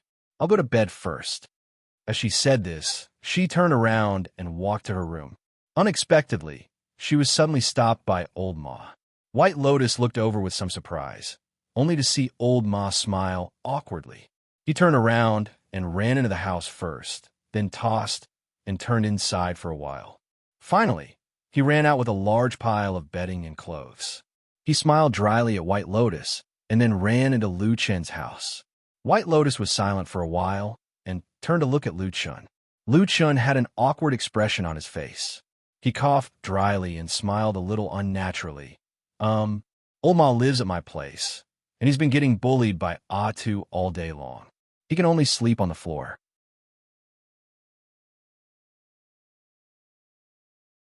Plus, you had such a big reaction that day, and we couldn't find you for a few days, so he thought you wouldn't come back.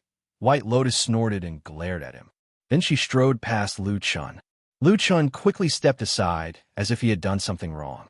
When White Lotus was about to reach the door of the room, she suddenly turned around and called, "Hey." Lu Chen said, "What's wrong?" White Lotus stared at him and said after a while, "Do you think I'm still useful to Martial Uncle Tianlan?" Lu Chen's heart suddenly tightened. Then he smiled and said, "You're so powerful. Of course, you're useful." White Lotus nodded. It seemed that the fierceness and uneasiness hidden deep in her eyes softened a little. Then she turned around and went into the room. Lu Chen looked over there for a long time until Old Ma walked back to him.